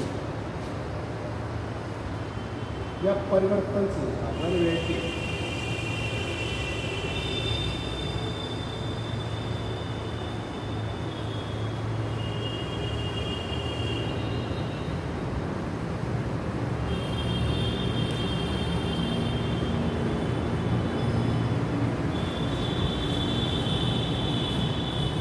वर्षा में अनिश्चितता होती है, कभी वर्षा अधिक हो जाएगी और कभी वर्षा कम हो जाएगी। जिसका कारण क्या है, आप जानते हैं कि जैसे मानसूनी पवनें, मानसूनी हवाएं हैं, तो ये जब उच्च वायुदाब का केंद्र स्थापित होता है, चूँकि हमारी हवाएं कैसे चलती हैं, उच्च वायुदाब से जो है निम्न वायुदाब की ओर चलती है। तो अधिक तापमान होगा तो निम्न वायुदाब जो है अधिक, निम्न वायुदाब का केंद्र जो है स्थापित होगा। इसी तरीके से अब ये जो तापमान है, तापमान में जो परिवर्तन होता है तो उससे जो वायुदाब के केंद्र होते हैं वो उनमें जो अनिश्चितता पैदा हो जाती है। कभी क्या कहते हैं, बड़े उच्च दाब वाले केंद्र बन जाते हैं, कहीं निम्न दाब वाले केंद्र बन जाते हैं, कभी किसी मौसम में बनते हैं। तो टेम्परेचर में परिवर्तन होने से वायु दाब के जो केंद्र होते हैं उनमें भी परिवर्तन हो जाता है, जिससे कि हमारी वर्षा में अनिश्चितता होती है। फिर तीसरा है इसमें समुद्र जल, जो हमारा सी लेवल है उसमें, यानी कि समुद्र के जल स्तर में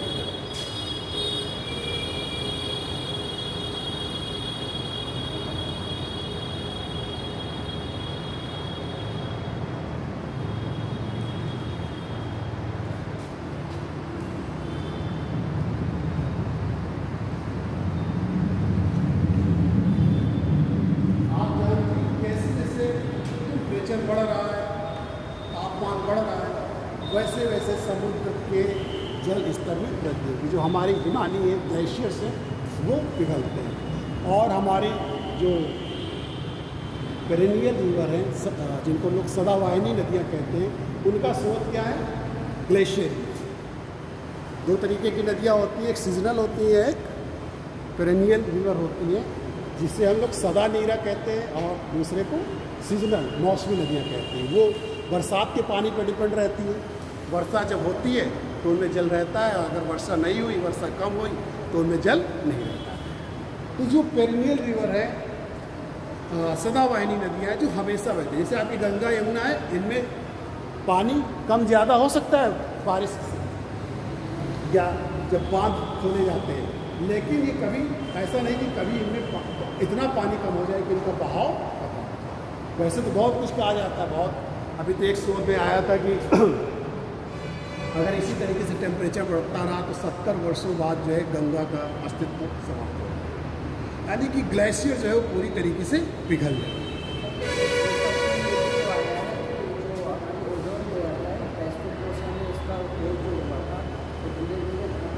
हाँ, अब उसके लिए कार्य किए जा रहे हैं, तो धीरे धीरे बढ़ रहा है। इनमें अभी जो सम्मेलन हुआ था साउथ अफ्रीका में, तो वो उसमें ये हुआ था कि धीरे धीरे जो है अब पहले से ओजोन लेयर सुधर रही है। पहले इसीलिए तो हमने कहा कि जलवायु परिवर्तन के लिए कुछ समाधान भी किए जा रहे हैं वैश्विक स्तर पर, वो हम अभी आप इसके बाद चर्चा करेंगे। एकदम बात सही है कि जलवायु जो ओजोन लेयर है, हमारी ओजोन परत पे जो क्षरण है, उस पर पहले से कहीं अधिक सुधार हुआ है, और अनुमान ये लगाया गया है कि आने वाले 25 वर्षों में उसकी जो स्थिति काफ़ी सुधर जाएगी, उस पर काफ़ी सुधार। चीन और नेपाल ने रिकमेंड किया है कि जो ग्लेशियर ऑफ हिमालय ये माउंट एवरेस्ट उसकी ऊंचाई 6 मीटर और बढ़ी।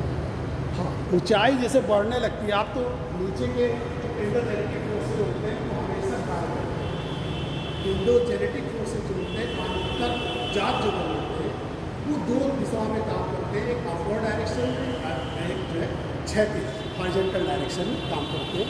तो लगातार जो है हिमालय हमारा बढ़ रहा है, लेकिन क्या होता है कि उसका ऊपर इरोजन नहीं होता, अपरदन नहीं होता रहता। ये अपने अपने सर्च करते रहते हैं ऑथेंटिक रूप से, कोई मतलब जैसे आपने सर्च किया, आपने रिसर्च पेपर निकाला, लेकिन अभी एकदम सहमत नहीं मिलती कि इतनी, हाँ वही कह रहे इतने नहीं। ये एकदम बात सही है, इस बात पूरे देशों की सहमति है, हर जो भूगोलवेत्ता में सहमति है कि हिमालय की ऊंचाई बढ़ रही है, लेकिन कितने मीटर ऊंचाई बढ़ गई इस पर सहमत नहीं।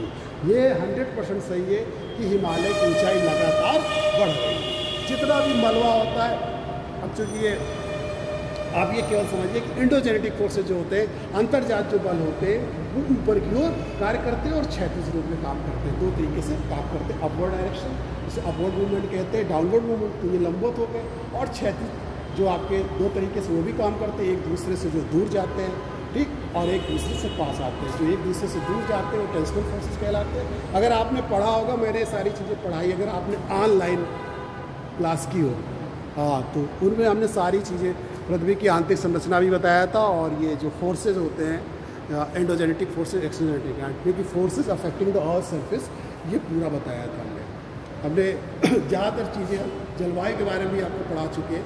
अगर आपने ऑनलाइन पढ़ा होगा तो सारे जो है आप उस वीडियो को देख लीजिएगा, उसमें हमने आपको सारे पढ़ाया था।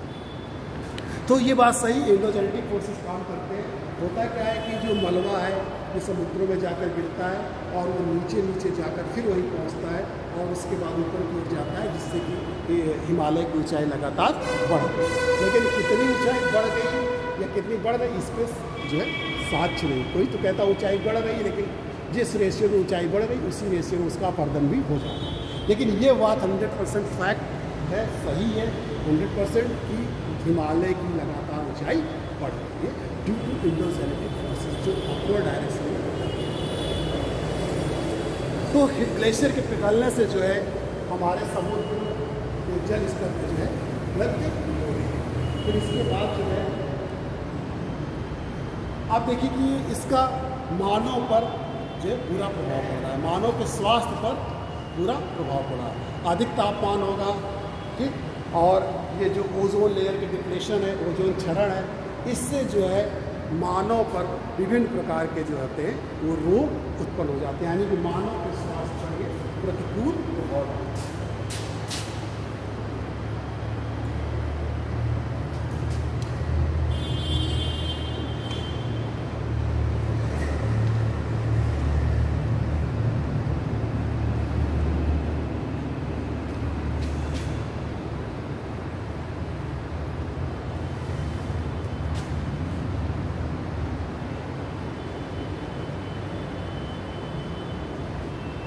इसके बाद देखिए जो हमारी अनाज कृषि पर इसका प्रभाव, कृषि पर भी इसका प्रभाव पड़ रहा है।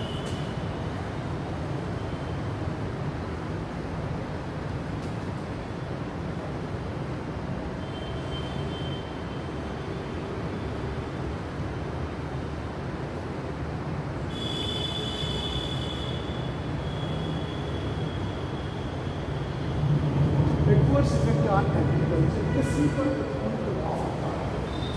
और देखिए जब तापमान अधिक है, मान लो आपने गेहूँ की खेती की, तापमान अधिक है, जो फसल पकनी चाहिए थी 4 महीने पहले, जो फसलें 4 महीने पकनी चाहिए वो 3 महीने में ही पक जा रही है, जिससे उनमें पोषक तत्वों की क्या हो जा रही है, कमी होती जा रही है। इसी तरीके से ये देखा गया जो इनमें पाए जाने वाले तत्व हैं उनमें परिवर्तन पाया जाता है। जैसे जिंक है, जिंक में देखा गया कि लगभग 4 से 13% परिवर्तन पाया जाता है। आयरन है, सिर्फ 5 से 8% परिवर्तन पाया जाता है। तो इनमें जो पाए जाने वाले तत्व हैं, कृषि जो हमारे फसलें हैं उनमें भी परिवर्तन पाया जाता है, और अधिक तापमान हो जाने के कारण जो है जल्दी ये पक जाती है, जिससे उनमें पोषक तत्वों की कमी हो जाती है। अब आप इसमें नेक्स्ट देखिए कि क्या इसके समाधान है, वैश्विक स्तर पर इसकी क्या समाधान दिए जा रहे हैं।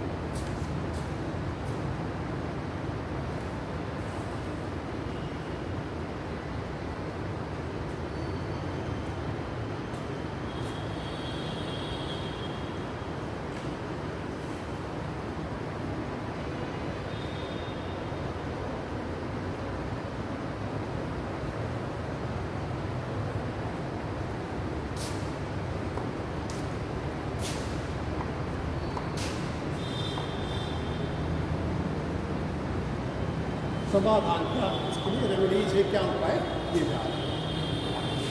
पहले तो जो हमारा एक IPCC है, inter government panel on Climate change,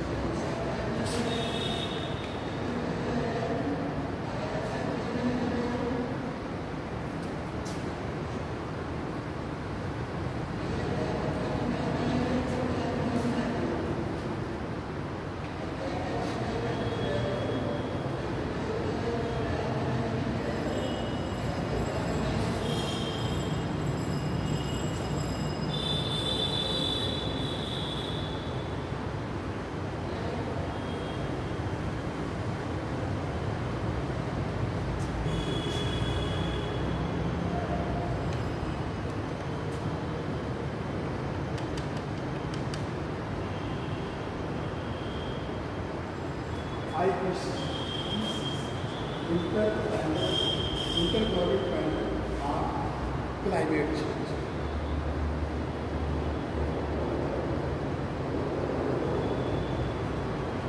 ये वास्तव में ये जो संस्था है ये यूनाइटेड नेशन की संस्था है, हमारे संयुक्त राष्ट्र संस्था है। इसका गठन किया गया, इसका गठन जो किया गया है वो UNEP यानी कि United Nation Environment programme,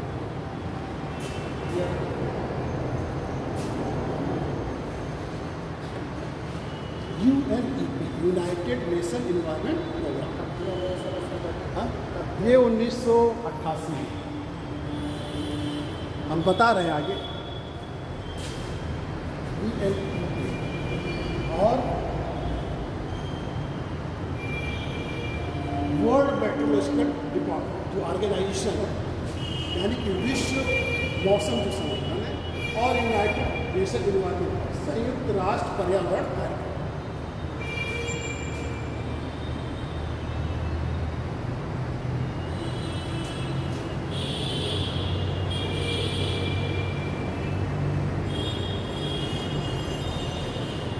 world meteorological organisation विश्व मौसम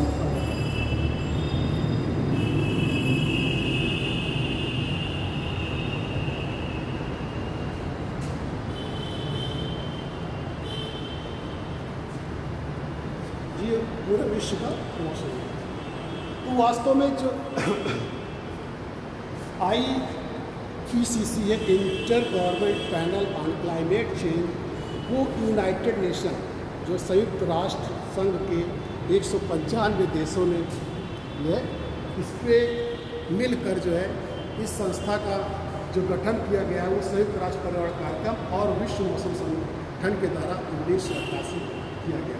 ये इसका जो उद्देश्य है ये जलवायु परिवर्तन का वैज्ञानिक आकलन करता है, साइंटिफिक एनालिसिस करती है जलवायु परिवर्तन कि जलवायु परिवर्तन के क्या कारण हैं, जलवायु परिवर्तन से क्या प्रभाव होंगे, और ये जो आकलन किए जाते हैं वो प्रत्येक देश की सरकारी स्तर पर इसको प्रोवाइड भी कराए जाते हैं, इसको प्रोवाइड कराए जाते हैं। और जो भी यूनाइटेड नेशन की जो ये संस्था है, ये कोई भी कार्यक्रम होता है जलवायु परिवर्तन पर तो ये जाकर उसमें भाग लेता है। तो इसका ये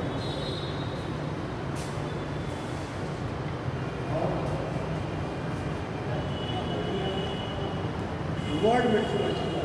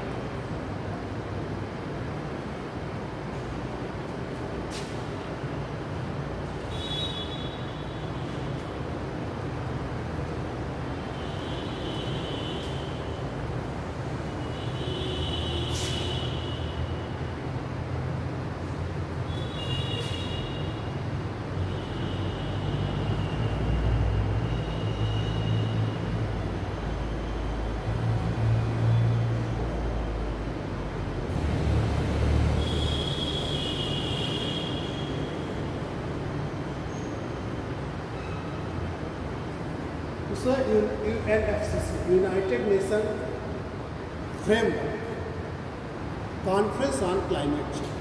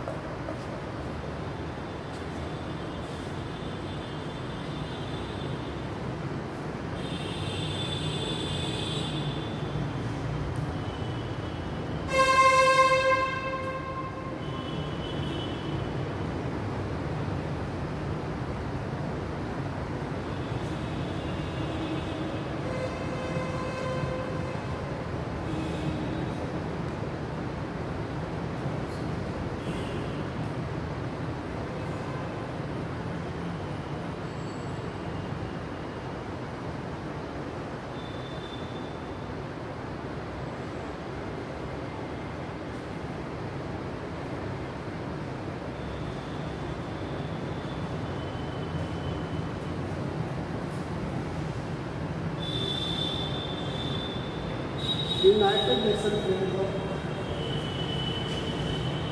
कॉन्फ्रेंस ऑन क्लाइमेट चेंज, संयुक्त राष्ट्र फ्रेमवर्क सम्मेलन जलवायु परिवर्तन या जलवायु परिवर्तन पर संयुक्त राष्ट्र फ्रेमवर्क सम्मेलन। इसका मुख्यालय कहाँ है? ये तो यूनाइटेड नेशन का ही बनाया गया है, संयुक्त राष्ट्र संघ का ही बनाया गया है। इसके मुख्यालय देखिए तो आपको उसी में ही बना दिया गया है। वो जनेवा में नहीं, वो जनेवा में जो विश्व मौसम संगठन का वर्ल्ड,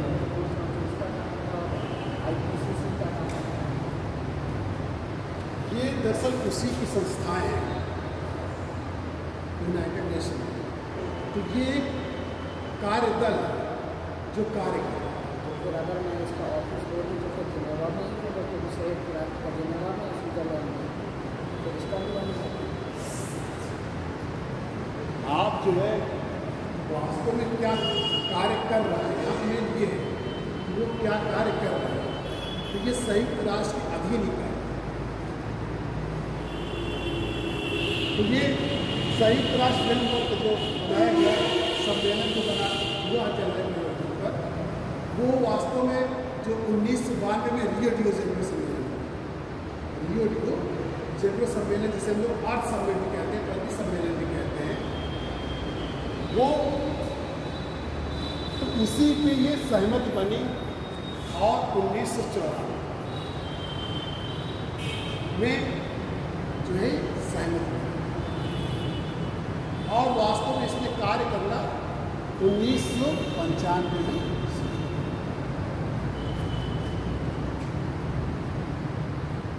1995 में इसने काम किया।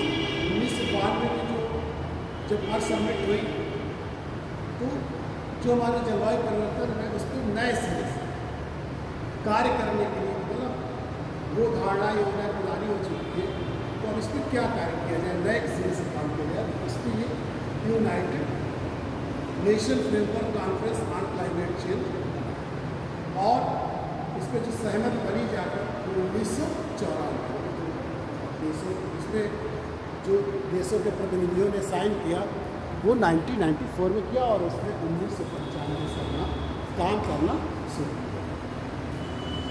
और इसके बाद एक Paris agreement, Paris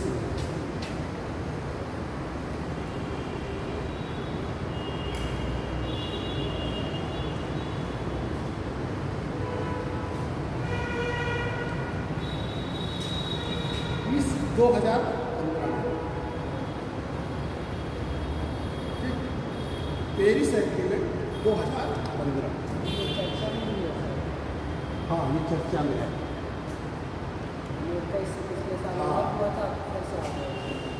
Paris agreement जो मतलब ये धीरे धीरे पुरानी पड़ती गई, तो उन्हीं की एक तरीके से अगली कड़ी है।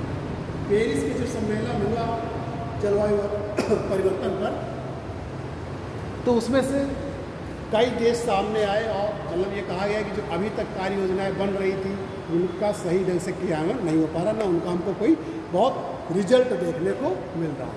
तो 2015 में जो है जलवायु परिवर्तन एग्रीमेंट किया गया। इसी में आगे जो जैसे ये यूनाइटेड है, तो ये समय समय पर जैसे मुख्य रूप से जब ये 97 आया जो क्योटो सम्मेलन हुआ था ग्रीन हाउस गैसेज को लेकर, तो इसी के जो United Nation Framework conference climate change है, इसी के तत्वाधान में 1997 क्योटो प्रोटोकॉल से। इसको थोड़ा सा एक्सप्लेन कर देंगे क्योटो प्रोटोकॉल को एक्सप्लेन कर देंगे। हाँ, क्योटो प्रोटोकॉल जो है आपका जापान के क्योटो शहर में हुआ था और उसी पे जो आपके ग्रीन हाउस गैसेज जो होती है उनमें कमी लाने के लिए जो वहाँ पर बैठक कोई सम्मेलन हुई, वो एक तरीके से कार्बन डाइऑक्साइड की मात्रा के लिए जो ग्लोबल वार्मिंग थी, तो वो ग्लोबल वार्मिंग के लिए हुआ। इसी तरह मॉन्ट्रियल प्रोटोकॉल जो हुआ था वो ओजोन लेयर के लिए हुआ। तो पेरिस समझौता 2015 जो है 2015 में किया गया और यहाँ पर जो क्लाइमेट चेंज के लिए लोग थे, जो देश भाग लिए थे, उनके बीच में, उस देशों के बीच में जो सहमत बनी वो जलवायु परिवर्तन को लेकर बनी। खास तौर से जो ग्रीन हाउस गैसेज है उनमें कटौती किया जाए, कि अब मुझे एग्जैक्ट मात्रा नहीं याद, लेकिन एक इस ग्रीन हाउस गैस की जो कटौती है उसको लेकर जो है यहाँ पर जो है एक पेरिस समझौता हुआ। पेरिस में चूँकि जलवायु परिवर्तन हो रहा था सम्मेलन, तो वहाँ पर ही कई देशों के प्रतिनिधियों ने, तो इस तरीके से ये मुख्य रूप से 3 जो है हमारे जो समाधान के लिए उपाय किए गए, ये 3 IPCC और UNFCCC और पेरिस। इसी तरीके से भारत ने भी जो है कुछ प्रयास किए। क्लाइमेट चेंज पर भारत ने भी कुछ प्रयास किए, जिससे action plan on Climate change APCC, action plan on Climate change, यानी कि जो क्लाइमेट चेंज जलवायु परिवर्तन पर योजना बनाई गई भारत के द्वारा, उसमें कुछ उपाय किए गए हैं जो मैं बता देता हूँ। पहला तो जैसे उन्होंने जो है राष्ट्रीय सौर मिशन बनाया कि हम सोलर एनर्जी को बढ़ावा देंगे। उन्होंने जो अपनी कार्य योजना बनाई है, एक्शन प्लान बनाया है जो इन्होंने, action plan on Climate change जो इंडिया का है, तो उन्होंने जो बनाया है तो उसमें पहला मिशन उन्होंने लिया है कि सौर ऊर्जा, यानी राष्ट्रीय सौर मिशन। दूसरा इन्होंने लिया है जो हमारी जो ऊर्जा है, ऊर्जा दक्षता पर मिशन बनाया है कि जो विकसित ऊर्जा है, यानी कि विकसित ऊर्जा दक्षता पर मिशन। तीसरा इन्होंने लिया है कि जो हमारी स्थायी निवास, जो आवास वगैरह बनाए गए हैं, स्थायी निवास मिशन लिया है इन्होंने। और फिर इन्होंने इसी में हरित भारत मिशन लिया है, हरित भारत मिशन, कि भारत को हम हरा भरा बनाएंगे। इसी में इन्होंने हिमालय जो पारिस्थितिकी तंत्र का राष्ट्रीय मिशन लिया है, हिमालय पारिस्थितिकी तंत्र राष्ट्रीय मिशन लिया है।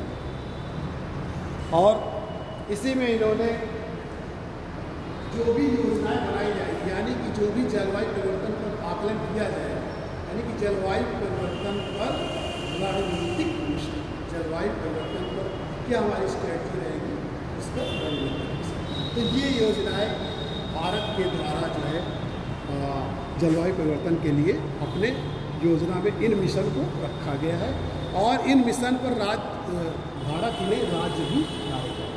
ठीक, तो अगर आपको कुछ पूछ रहा हो तो पूछ लें, सब चीज़ें बहुत हो रहा है, तो सबने इसको लिख नहीं पाए कि ये जो मिशन अभी आपको हमने बताया कि सौर ऊर्जा पर बहुत ज़्यादा जोर दिया गया है कि हमारी जो रिन्यूएबल एनर्जी है, सोलर एनर्जी है, उस पर जो है उसको बढ़ावा दिया जाए, जिससे अल्टरनेटिव एनर्जी, तो जलवायु परिवर्तन पर जिससे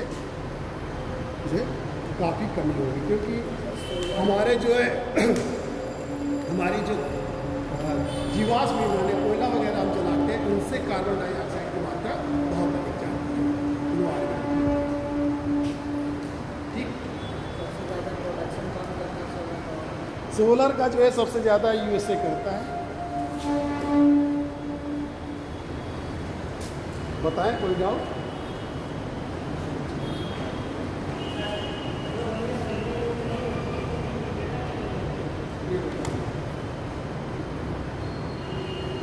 जो नॉर्मल बातचीत में जो बात करते हैं वो 60 डेसिबल होती है, जो हमारी सामान्य बातचीत में होती है। फिर इसके ऊपर जो होता है तो वो नॉइज पोल्यूशन के रूप में आ जाती है। हाँ, तो आपको 60 डेसिबल, 60 डेसिबल, 60 डेसिबल ध्वनि की जो इकाई होती है, ध्वनि को नापने की इकाई तीव्रता की वो डेसिबल होती है। और जो हम सामान्य बातचीत करते हैं उसमें 60 डेसिबल, 60 डेसिबल जो है, हाँ, वो ध्वनि की तीव्रता है। फिर इसके बाद जो एक कारखाना वगैरह सरकार 90-95 हो जाती है। ऐसे बताया जाए तो 20 से शायद नहीं, वो तो श्रव्य तरंगे होती है, वो तो आवृत्ति है।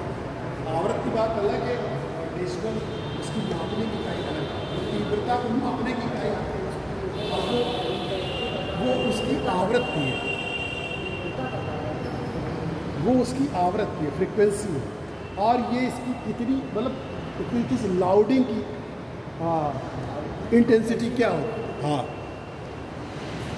ये लाउडिंग की इंटेंसिटी है कि कितनी तीव्र गति से बोल रहे हैं।